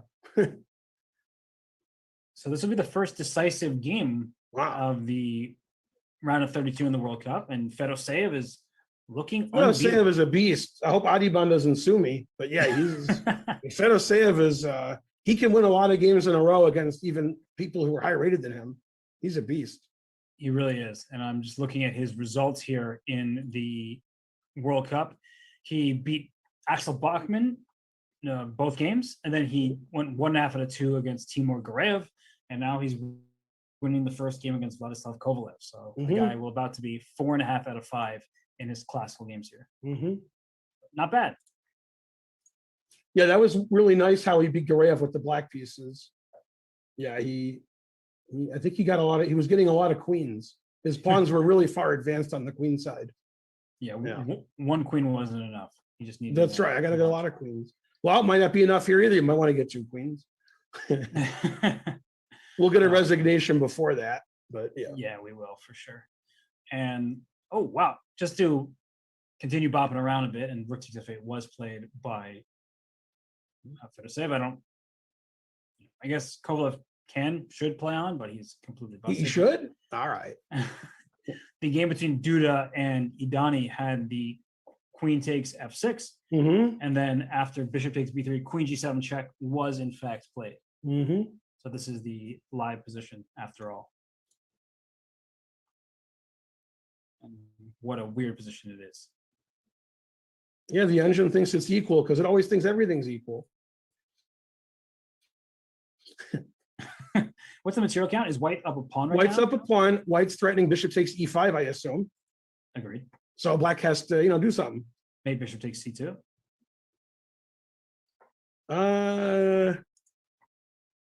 Let's see. Do I believe that? Yes, I do. I think bishop C2, rook right. C2, king G7. Yep. And double up. Well, you could play knight takes D3. That's funny. Yeah. You get to escape and. Nope. Black's at least fine. Yeah, black's king is better than white, so could be better for black. Yeah. So what a game this could be for the young Iranian player. Not as young as some of the other participants, but still, I think he's in his early 20s, so it would be nice for him. And Duda, maybe not proving as much as he would like from this first game, but still plenty of game to be played after this whole sequence. So yeah, there's no easy opponents. You don't get this far by being easy. No. We'll see. But right now, I think we're going to take a break. I know I need to stretch my legs. Been sitting in this chair for so long. And we'll come back as the action heats up. We get near the time control, and we'll see if other players are like Fedoseev with humongous leads in the clock and dominating positions. But for now, it is break time. More from the FIDE World Cup and Women's World Cup when we return.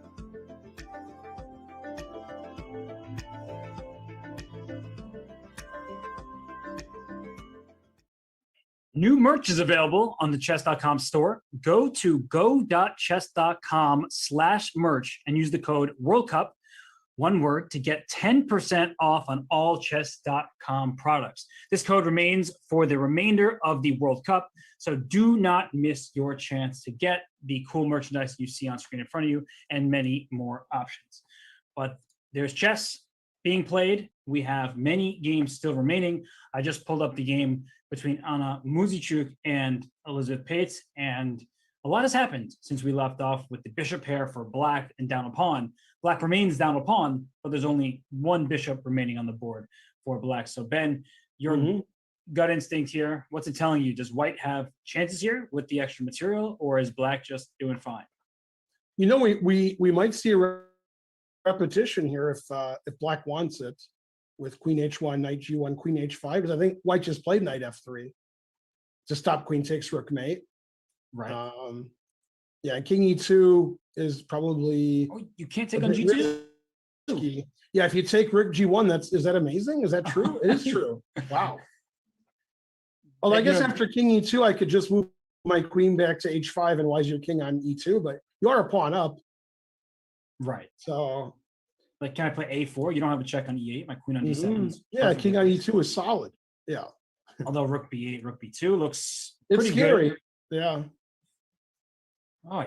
I mean, black just has great compensation for a pawn, so I'm not even sure which side I want. Me neither. So yeah, and it's like exactly a pawn's compensation. Yeah, black wins a pawn back somehow, which I don't see how, then I'll take black, but if somehow white consolidates and stops black's initiative, then white's doing really well. I don't know. Somehow I like black. I'm afraid to have white here.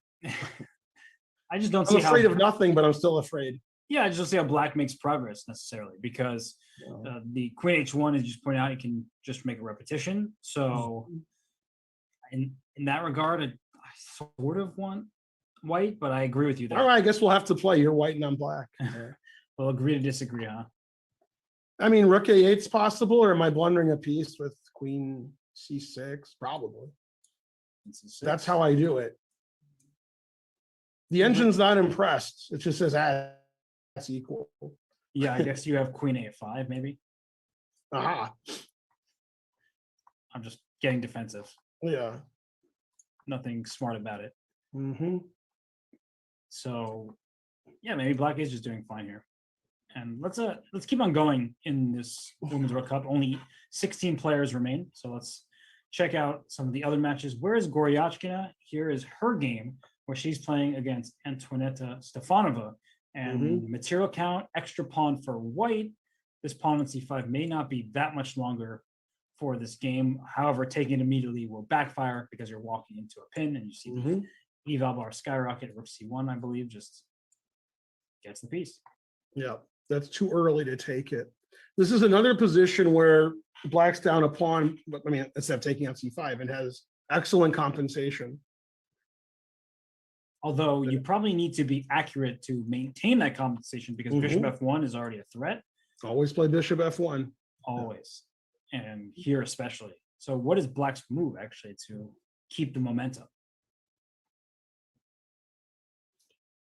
Well, I could either move my queen or my knight, I guess, to make bishop f1 less aggressive. I'm not sure if I should play knight e5 or queen b4.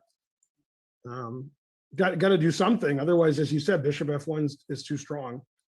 Right. And the knight can then go to e5, hitting this pawn. The bishop comes to e2, then rook d2 is an option. Wow. Yeah. Black has plenty of compensation here and probably is doing just fine.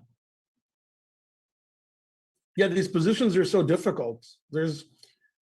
I keep saying it, but this is such a refreshing tournament compared to some things that we've seen in the past where it wasn't fighting like this. Wait, she took on c5? That's not my analysis? No way. No way. She took on c5. But nothing better than that. Oh, because she probably thinks after b3, right, you're trying to exploit the pin, but queen d4, yeah. Queen d4 is an option. Or queen e5, yeah. It says black is completely winning. Oh my goodness, rook d2. Oh, oh, that is just Oh nasty. wow! And Queen C4, Rook E1. Wow, Oh my that's goodness. awesome. Yeah, That's just mate. yeah, that's awesome. Yeah. So she's hoping for that, but the problem is after Rook Rook C1, C1 was played. oh my gosh, you don't have Rook D2 because Queen takes D2. And there's a pin down the Uh-huh. C file now, and you just lose all your material. Did she see Rook C1 or she only saw B3 and was really happy about it? Now, there's no way she saw Rook C1. Yeah, because Rook C1, if you see it, you're like, I guess I shouldn't take that. Because B3 is a little more obvious than Rook C1, then she sees Rook D2 wins. And just, Yeah, it's very risky to play Queen C5. It's a risky move because you're pinning your knight. just a complete oversight by an amazing player. Goryachkina has been on a crazy roll lately. She finished, I think, in third place in the Russian higher league championship. I forgot the exact name, where she beat many strong players like Alexei Sorana and Andreev. And then she's been great in the World Cup, Women's World Cup thus far. But then she just had an oversight here. An outright blunder from a player who's been on an absolute tear. Yeah, it's just a blunder. I mean, but she moved quickly, so I don't know what's going on. What did she do? I saw her move. What did she play? Rook E D3? Yeah. And she did it pretty quickly. Okay, well. Oh, that's Queen C4. There's Rook D1 check. Okay, so this position, so she didn't just blunder in one move. That was she saw this, and there's a winning move here for white we're not seeing. What is that move? Bishop F1, I play Rook D2. Yeah, you don't want to see Rook D2 happen. No. Oh, I think I got it, Ben. I think it's well, go give it to me. I think it's B4. I'm over all my sicknesses. Yeah. Because you're trying to distract the queen away from this pin. One of the important things to note is that if a queen takes C4, there's Rook D1 check. And after Rook takes D1, Rook takes D1 check again, and your queen is lost because there's nothing you can do. You have to play Queen F1 and lose your queen there. So B4 distracts the queen. So after queen takes B4, queen takes C4, Rook D1 check. Yeah, just Bishop F1 or Bishop F1 or Rook F1, and you just save the day. Yep. Wow, B4 that's what she missed. She saw Rook C1, Rook D3, but she didn't see B4, which I'm not sure if I would see that. I'm not sure white's going to see it. That's such a strange move.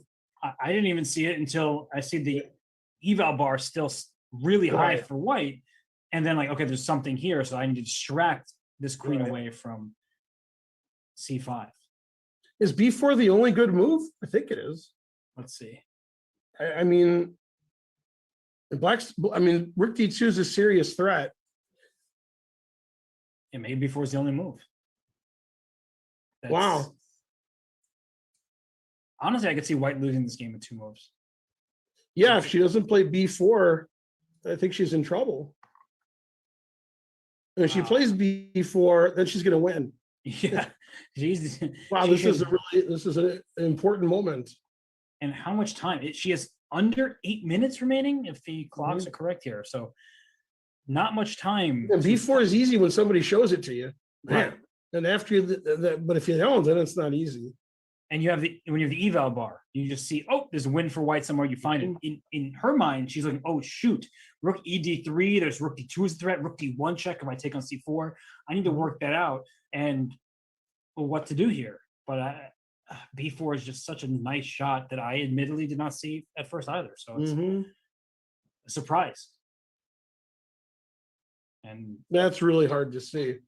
Yeah, and the idea is that Rook D1 loses its strength when the queen's not on C5 attacking the rook on C1 via an X-ray. Man, that's hard to understand, but true. Do you think that she'll find B4?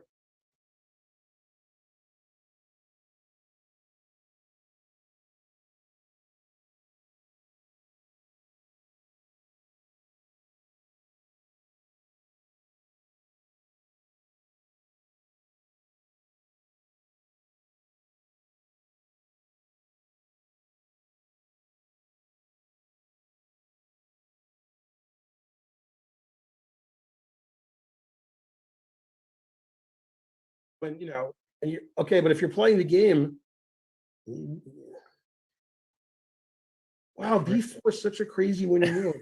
It's just 6 minutes. And Yeah, and the change. idea for those of you at home is, if I take on c4 and you play rook d1 check, bishop f1, the queen is defending on c1, so you play rook takes c1. And obviously, if black's queen is on b4, then that doesn't work. That's why b4 is so strong. But man, that's a tough move to see. And now I'll be really impressed if she plays b4. And I'm thinking that black sees b4 now. That's what I think. And that she's just like, okay, don't play b4. And people are asking, what about b4, queen b6?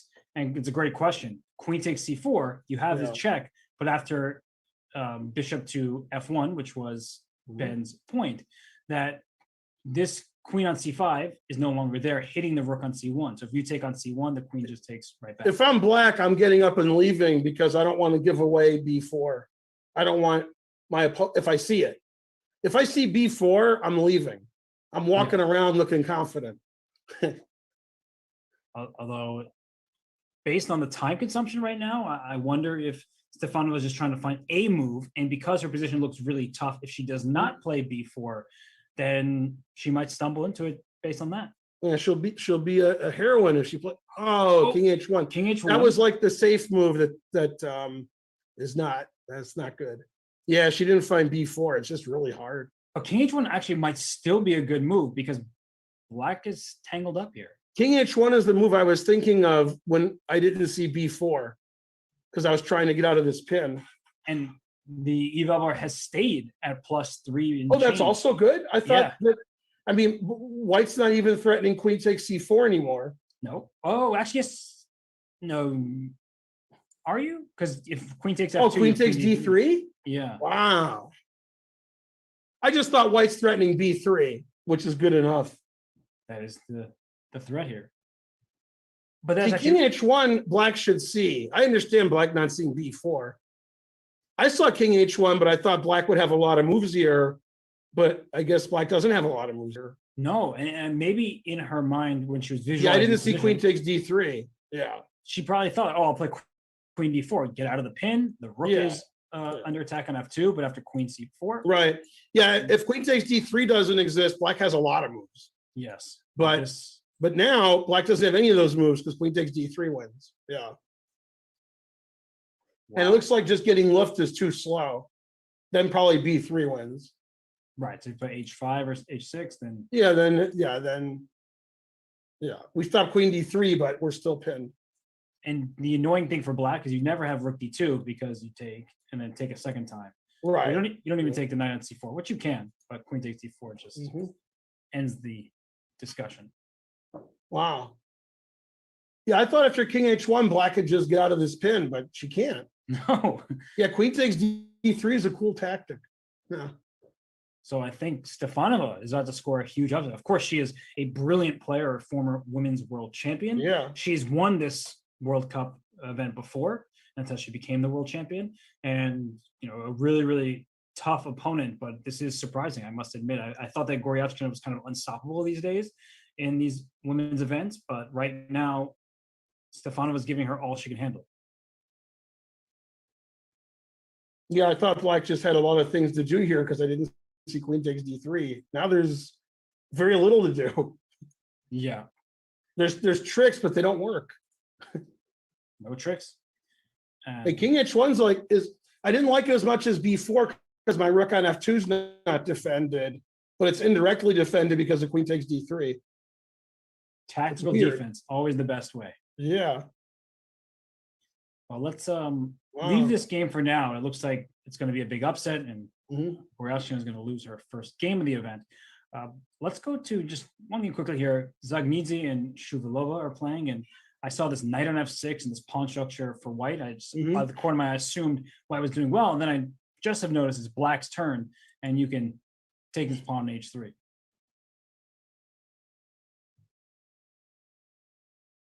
Yeah, and also, I guess in some positions we can take on e5, maybe knight d5 is a good response.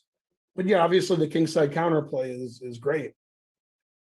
Oh, this king on e7 could be checkmated at like any moment. These things happen. Sometimes you get checkmated. You play f4 here for white, rook h2, try to grab this pawn. Actually, how does black move here? Seems like a bind. I'm forced to make a move. Yeah, terrible. Not easy. No. Like the rook can't move c7 because there's rook d7 check. The rook on h8 can't go anywhere of note. Oh, who's playing this game? I'm thinking about knight b8 to d7 because I like retreating. Always retreat. Then I can play rook d2 even and stop your knight from. Yeah, but I could play h2 and knight d7 if I want to, but Fair. I can. Very fair point. White should still be better in these lines, but yeah, it's gonna be. No, I mean it's tough for black. You gotta risk it. Gotta rescue the bishop. Let's go to the game that we see on screen here between Dusatarov and Durabeli. Whoa. Huh? What has happened in So white's down an exchange still for a pawn still. But yeah, I mean that king on e7 looks good. it does indeed. Yeah, I mean black's just better, right? Much better. The pawn is stuck, Yeah. What's the time situation? Also good for black. but they only have 4 moves to make till time control. So okay enough for white. Yeah, it looks good for black. Yeah. Yeah, Durabeli trying to land a very important win because then Man, it'll get the good white opening pieces. prep. Yeah. Great opening prep. So let's go back to Magnus because his game looks kind of crazy as these two players still are making moves. Whoa. We went on break like Votacek still hadn't moved. So finally he made a lot of moves. So this is the live position. And Magnus just made a move. Did he play knight f3? Yes, there's a knight on f3. Yeah. Okay, so queen takes f3 is the only move because you get checkmated if you don't take it. Yeah, getting checkmated is bad. Yeah, queen e1's mate. Yeah. Right. So here. Yeah. Check here. Yeah, and king g2 is the same, just queen h2 and queen g1. Yeah. Very easy checkmate. So the queen sacrificed on f3. And now you already did it. Yep. And took on c8. This has been played. What do you make of this, Ben? So we have a rook and 2 bishops for a queen, but white's king is very suspicious, and the rook on a1's no good. Bishops on c8's not defended. Magnus doesn't have lift yet, so he has to watch out. So that's very scary for both sides. It looks like without analyzing, I would take black because I don't like white's king. Okay, rook f8, attacking the bishop and stopping the back rank mate.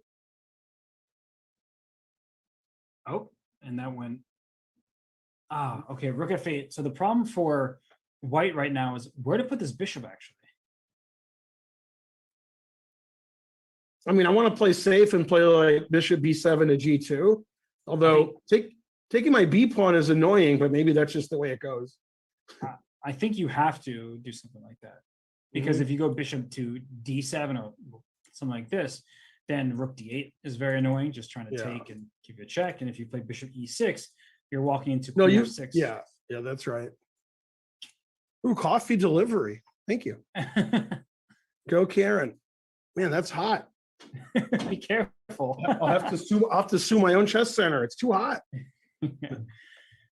Wait, what happened here? Grishuk and Korobov have finished their game. They drew. I see the kings on e4 and e5. Yeah, it wasn't the most exciting game. I was predicting a long time ago that would be a draw. Yeah. So it looked like they were both happy with a draw. I think Fedoseev is still the only person who has won a game in this round thus far. And I mean, Votacek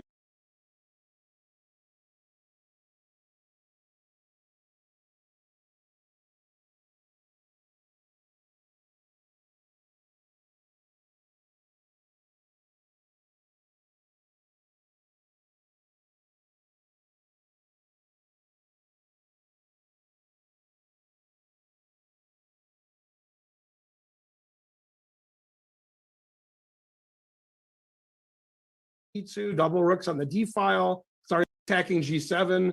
I mean, White's going to have an initiative against the black king with the bishop on B2 and the rooks coming in. So if Magnus goes too far trying to win, he could get in trouble. It's not something he usually does.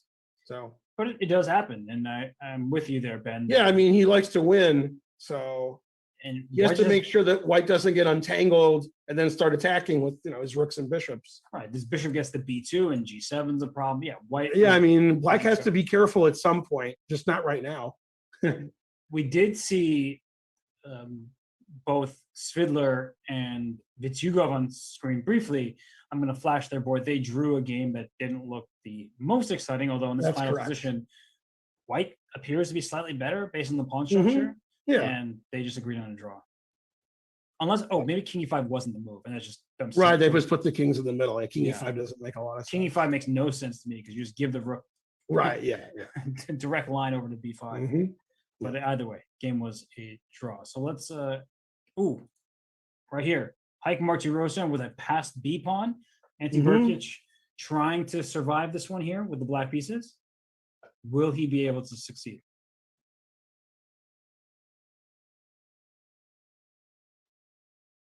Wow, this is again one of those positions where like I could see either side winning. If the B pawn doesn't queen and Black takes White's king side, that's not good for White, but that B pawn looks awfully strong. That's true. Awfully strong. And we have Duda on camera just walking around. Duda's looking confident over there, I'm not sure if he should, but I just walking see him. around like a boss. Yeah. This game's easy. Let's look at other games. Yeah, that's what he's thinking. King D8 played. So how's it stopping the B pawn? I guess B6, bishop C8. Ooh. And then I mean, you asked me to stop the B pawn, but yeah. I was just going to rook C7 and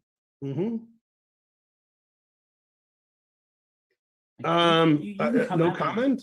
You can come after the B pawn, but then you drop F7. and Oh yeah, that's G7. right. You can't play B7 right now. No. Yeah. But let's say I go rook F6. Uh-huh. Knight takes D5 is that's Uh-huh. Yep. I mean, this. Can I? Oh, I can't do that. I was going to take on B6 and resign after rook C8. It's important to resign. Yeah. Yeah, this looks really good for White. Not blundering the piece. But this looks really good for White. and Hike Martirosyan. That would be another excellent game from him, as he did knock out Shakir Mamedyarov, a top 10 player, and would like to see his World Cup adventure continue, as he's the last Armenian player remaining. So let's, oh, by the way, Pragnanda and MVL did draw their game. Mm-hmm. So many draws this round. Yeah, that's going to happen more and more draws because the players are getting to be about the same strength. So let's see. is How that Bakro? Looks I was like gonna- Bakro. I was gonna say, how is that Bakro game going? So let's what? Yeah, that is Bakro, right? Then How is this king on A3? Yeah. All Wait, makes what's happening here? Why is the? I'm so confused. Okay, let's go back. Wow, Bishop G5. Yeah, what happened here? Knight E4, queen takes B3, so he didn't play queen E1. Knight A5, Huh? queen A2. So Black's just giving everything away. White is up 2 pawns, Yeah, and bishop D7. Wow. Okay. that's an interesting move. And not approved of by the Yeah, that's a strange move. rook F6, and then knight E5, giving up the Wow. queen because knight F7 check. Mm-hmm. Mm-hmm. Rook takes B2 because of course. Wow. This game is Every move is amazing. King takes B2. Oh, Yeah, the idea is, I guess, Queen B8 check. You don't have Knight F7 check. but the Eva bar starts swinging. Right. But that's the idea. Yeah. So King A3, Yeah. The Rook engine takes. likes it. Bishop takes, Queen B6 because Wow. I thought that it was a typo, but yeah. the pawn is pinned. Bishop F7, Queen F6 because of course the queen wanted to go from B8 to F6. Mm-hmm. Bishop G5, and now Wow. And the engine doesn't like Bishop G5. no. and then knight takes g5, h takes g5, queen takes g5, but now it loves it. Wait, so go back. Why didn't it like, is it change its mind or is bishop g5 a mistake? I think there's bishop takes c5 check, and then take this knight on e5. Looks so scary. Oh, I'm looking at king a2, but I'm too old for that. King a2, knight c. Right, but even I'm still confused. Like king a. Always king play king a1. No, but king a1, there's knight b3 check. Like, I'm There's almost a made- bishop defending b3. Oh, wait.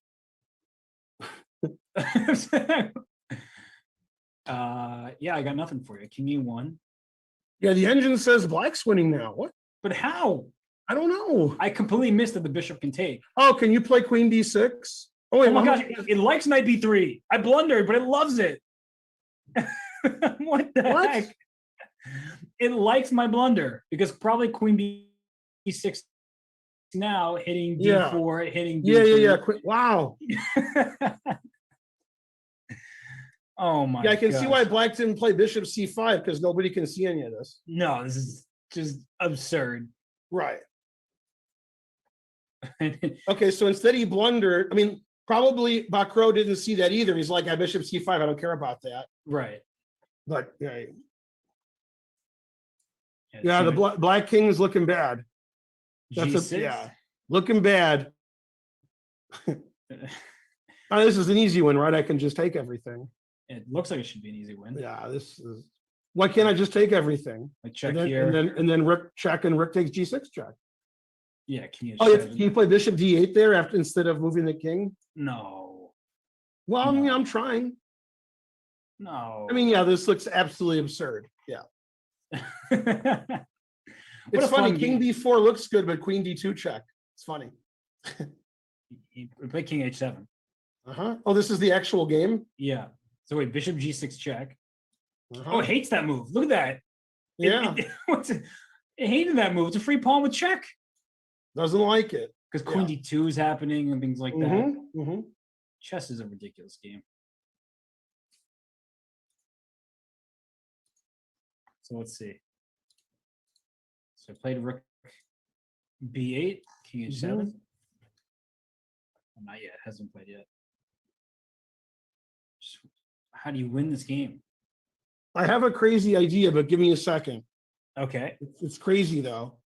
Yeah, my crazy idea doesn't work. Oh, my crazy idea really doesn't work. Okay, now I can never tell anybody because it's embarrassing.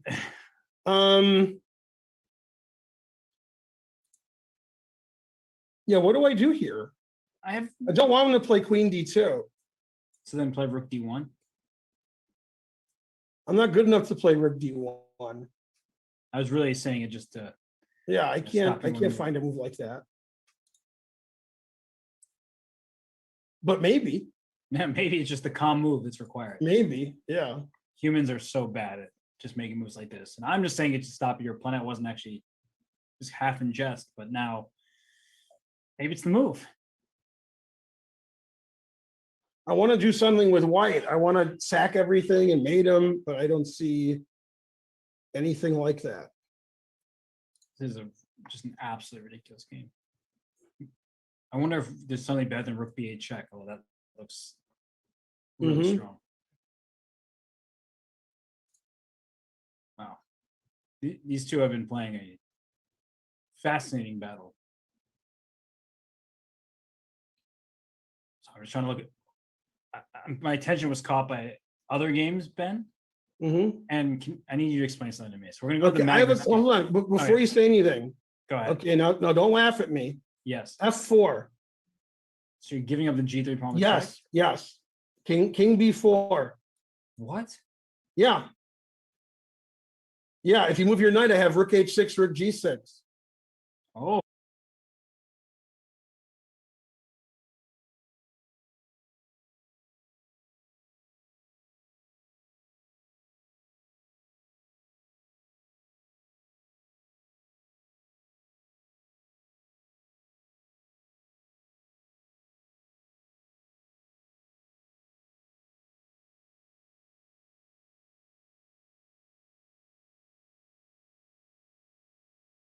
A crazy idea. Yeah, it's cool. Yeah, when I'm using the engine, I have crazy ideas. Otherwise, just play the best engine move. Maybe I'm I a should fan. stop using the engine forever so I can play really badly. I agree. Not with the badly part, but with the Yeah, but F4 is a really interesting move. I don't know if it's good, but it's interesting. well, he played for B8 He check. checked. Yeah. But I had a question about the Magnus game. So Okay. I want to hop there real quick because Yeah, time trouble is coming, so the games are going to get all crazy now. like, what is this rook on 8? These rooks, Solid. it's almost as if you want to pass pawn, but you don't have one. Mhm. So how did this happen? So knight f3 check, rook here, queen f6. Mhm. Oh, you have to play that move. Why do you have to play it? What am I missing? Everything? Well, if you can't go rook b1 because queen g6 check. I agree. You can't play bishop b2 because queen g5 check. I agree. What if And I play the other rook to a2? Now what am I There's missing? queen e7 and queen e1 hitting the Wow. bishop. Everything. Wow. So I So you wonder, have to play that. yeah, I wonder if Magnus saw all this in his head and then stopped here. Like, this looks ridiculous for white. Uh-huh. But I mean, I would be scared to have black. I would think that if white consolidates, I'm losing. Like bishop e3, double on the d file. I I'm agree. scared of that. I don't like 2 rooks and 2 bishops when I'm black. No, I don't like it. I'm not saying that white's doing well. I'd be afraid with black. but maybe Wojtaszek has no Mhm. fear. Yeah. No, I mean, if I was Magnus, I'd be afraid here. No, I'm completely with you. I think that Magnus is in real danger right now because these bishops. The engine says it's okay, but I think it's hard to play black. I mean, white Right. just activates his pieces. You probably have to play perfectly for black just to be okay. Yeah, because I can see white like getting a big attack here.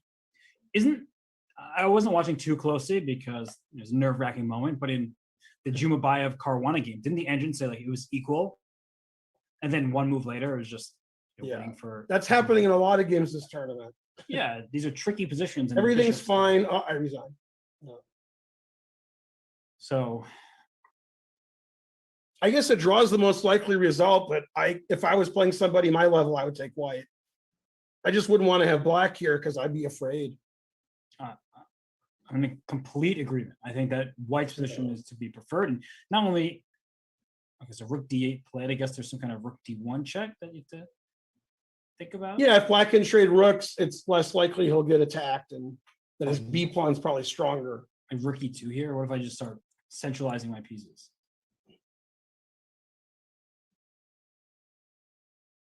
Because rook d1 does look pretty annoying. Mhm.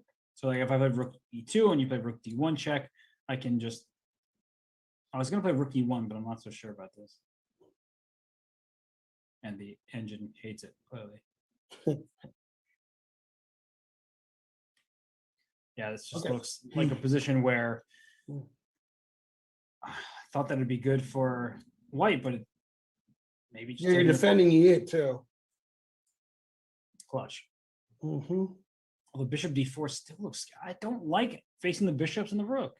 No, I agree. I'm really scared if I'm black here, but the engine's not scared. No emotions. No. So, how many more moves until time control? There are just played 35th move, rook to d8. So Magnus with just over 2 minutes, Mhm. Wojtaszek with 5, and counting down. Wow, this is a nerve-wracking moment Yeah, for both. These games all remind me of something funny. When I'm at a tournament, especially like at my chess center, often, especially in Swisses in rounds 1 and 2, I'm severely outrating my opponent. And when the game's over, people are like, was that easy? And I'm like, it's never easy. Mhm. Like, I could be playing a 1200 player and it's not easy. Just nothing's easy. And so even if Magnus wins this game, it's not like, oh, Magnus is higher rated and he won. It's such a battle. It is. Every game is tough. And that's the thing about chess, right? Any individual game, the Yeah, lower rated use all player your can- energy in every game. Yeah, and the lower rated player can win, but of course, if they played a 10-game match, then that's where you would see one side. Right. just- Yeah. Yeah, I could beat a 1200 and 10-game match. Yeah. But each individual game, a lot of club players are just like, well, that higher rated player won, that higher rated player won. What an easy first round. But man, some of those games aren't easy. Well, speaking of not easy, we're just being informed in the chat that Antti Burkish made a bad blunder on the What? 40th move. Man, the truth hurts. I'm going to quickly pull up that game and we'll come Wow. right back here. But the 40th move, bishop to e6, Mhm. apparently is a blunder. And I mean, the EVA bar is skyrocketing. It means that something like knight b5, b7 is just, oh, because there's no rook b2. You can't even attack my knight. Mhm. So knight b5 should just do the trick. Yeah, that seems to win right away, knight b5. Yeah. But what if he didn't play bishop e6? Was he okay? Let's see. It says, what? Well, we were looking at rook b6, but you thought knight d5 was great. That's probably why he played bishop e6. He was afraid of knight d5. True. But black is, of course, worse no matter what. But it seems like bishop e6 is just the tragic 40th move blunder. Yeah. And well, Hike has the time to figure it out. He doesn't have just 10 minutes. He's in 30 minutes on the clock, so he will Right. be able Good to timing. Yeah.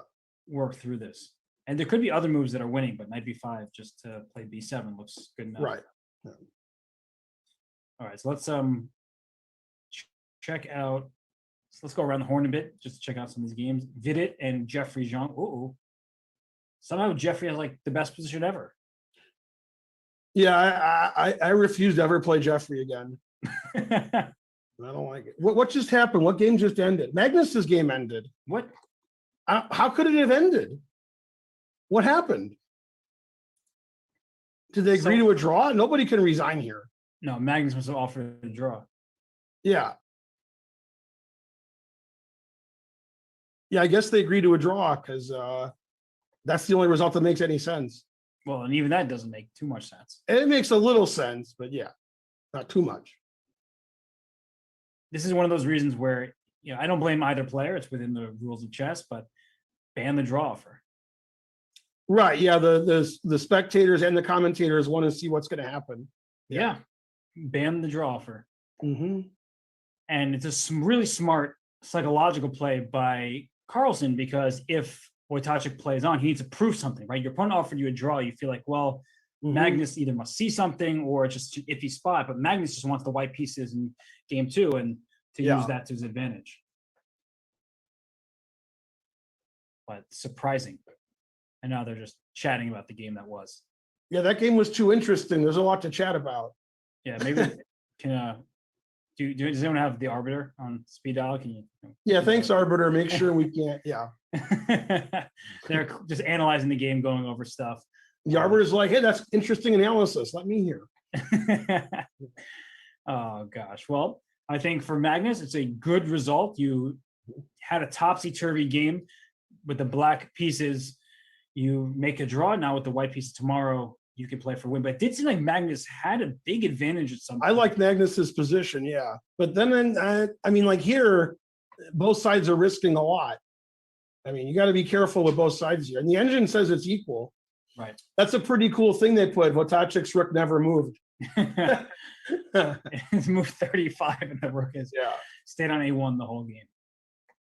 Although, yeah, when I told Spassky that, and he said in his match with Ian Fisher, they'll hold my beer. I think Fisher didn't move one of his rooks, and it was like a 70 move game. Well, if we had ended the game just a move ago before bishop e3, you could have said both these pieces hadn't moved. That's right. The bishop on c1 hadn't moved until the very end. Yeah. So finally, the bishop develops, and of course, the game must. Magnus is like, all right, if you're going to move your bishop, okay, fine. Yeah. Well, they are. I guess Zoidberg went up to the players and said, "Stop the game; it's too exciting." And they went, "All right." Yeah, they're agreeable folks. So let's see what's happening in some of these other games that are. Go back to Jeffrey because Jeffrey was looking good. Okay, I have Jeffrey. We were both surprised because it looked like Vidit had no problem. It did seem that way, and now it seems. Yeah, that pawn on a6 is good. The back rank checkmate is good. This is tough to play black. Black has 20 seconds left. What move number is it? It's a 37. And So G6. black better not blunder here. Okay, G6. Engine doesn't like it too much. What other move was there besides a G6? What's the threat? Rook B8 checkmate. There's a rook on B4. Oh, Not rook b8. Oh boy. Oh Mhm. boy. Yep. Yeah. Never mind. I'm just pretend like that moment didn't happen. Don't know what Yeah. the threat is.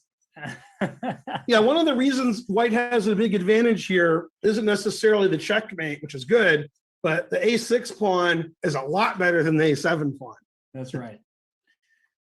That's right. because You that can't- pawn might queen. you So can't take on b7 ever precisely because of that pawn. yeah, so this is tough for black.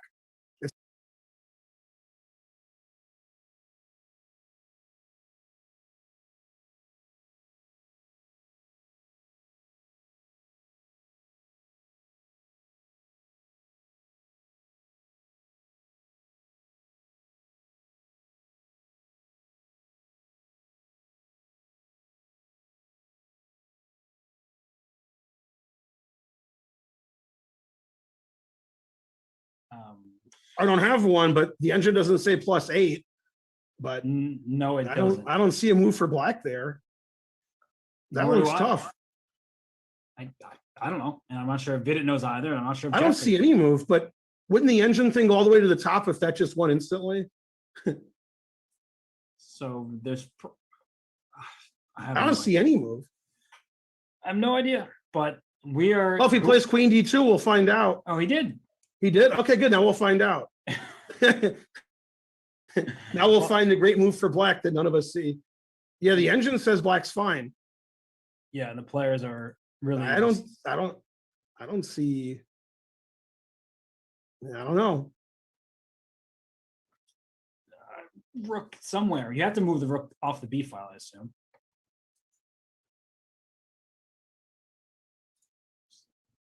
Yeah, 15 seconds left for Vidit. If this is I right, don't know what to do. I guess he's going to show us. or he'll just lose on time. I don't know. I wouldn't want to have black here and have to move in seconds. So rook c4 played, and if queen takes h6, there might be rook c1 check for like queen takes e5 check, something like that. Uh-huh. That defends b8 too. So Mhm. that's good. Yeah, and if you play rook b8 check now, king g7. Yeah. So queen takes h6. You know, I can't play queen f4 because knight e2 check. Actually, queen h6 might even run to knight e2 as well. There's some checkmates that black is trying Mhm. Yeah. to make work. Oh, both players could lose this and before the time control. It's move 39, about to be white. Oh man, he has less than a minute. Yeah. Okay, so what to do here? Rook c4 might have been the only move. And it looks scary.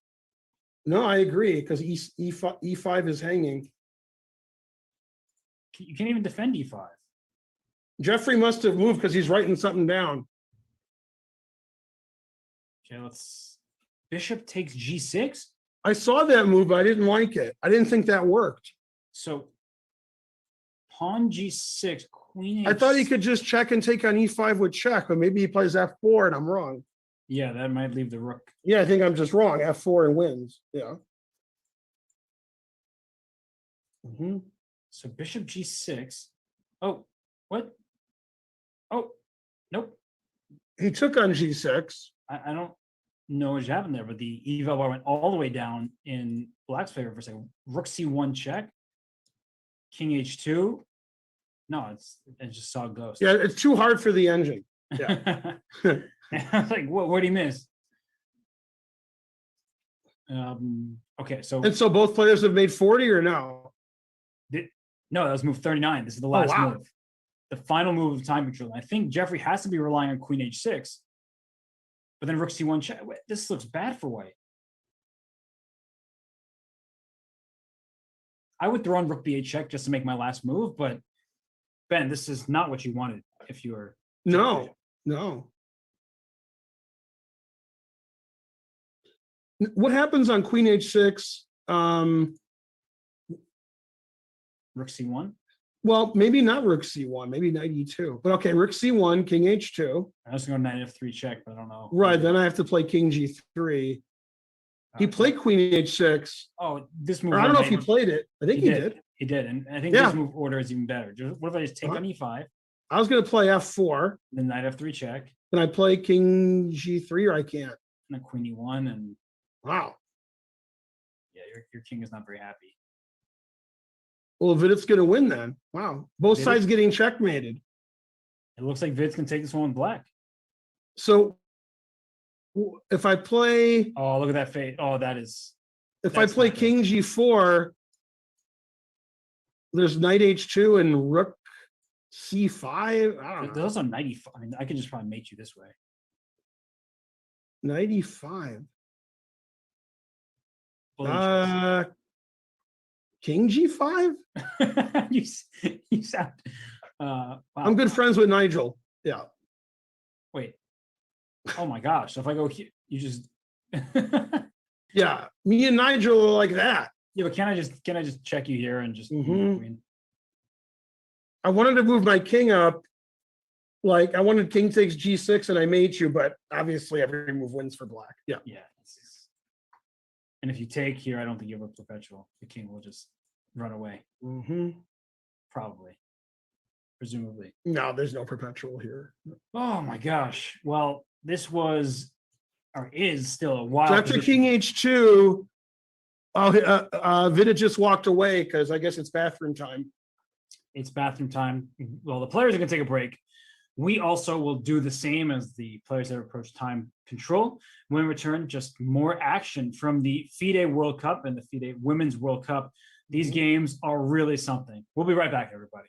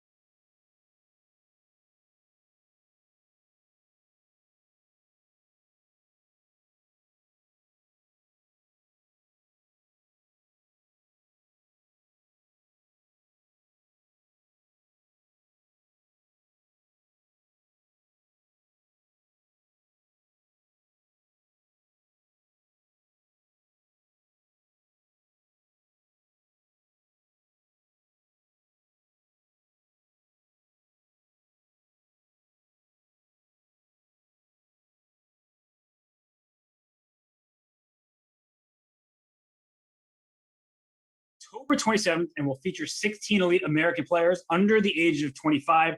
Everybody's favorite commentator, streamer, player, Grandmaster Daniel Naroditsky is taking part. The prize, you guessed it, it is 1 Bitcoin. So don't miss out on seeing Danya and others battle it out for the Blitzcoin Invitational sponsored by the Charlotte Chess Center.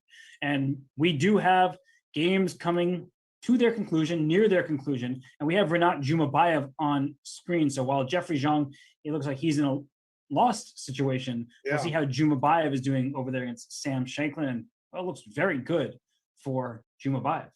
Up a pawn. Yeah, it's an extra pawn.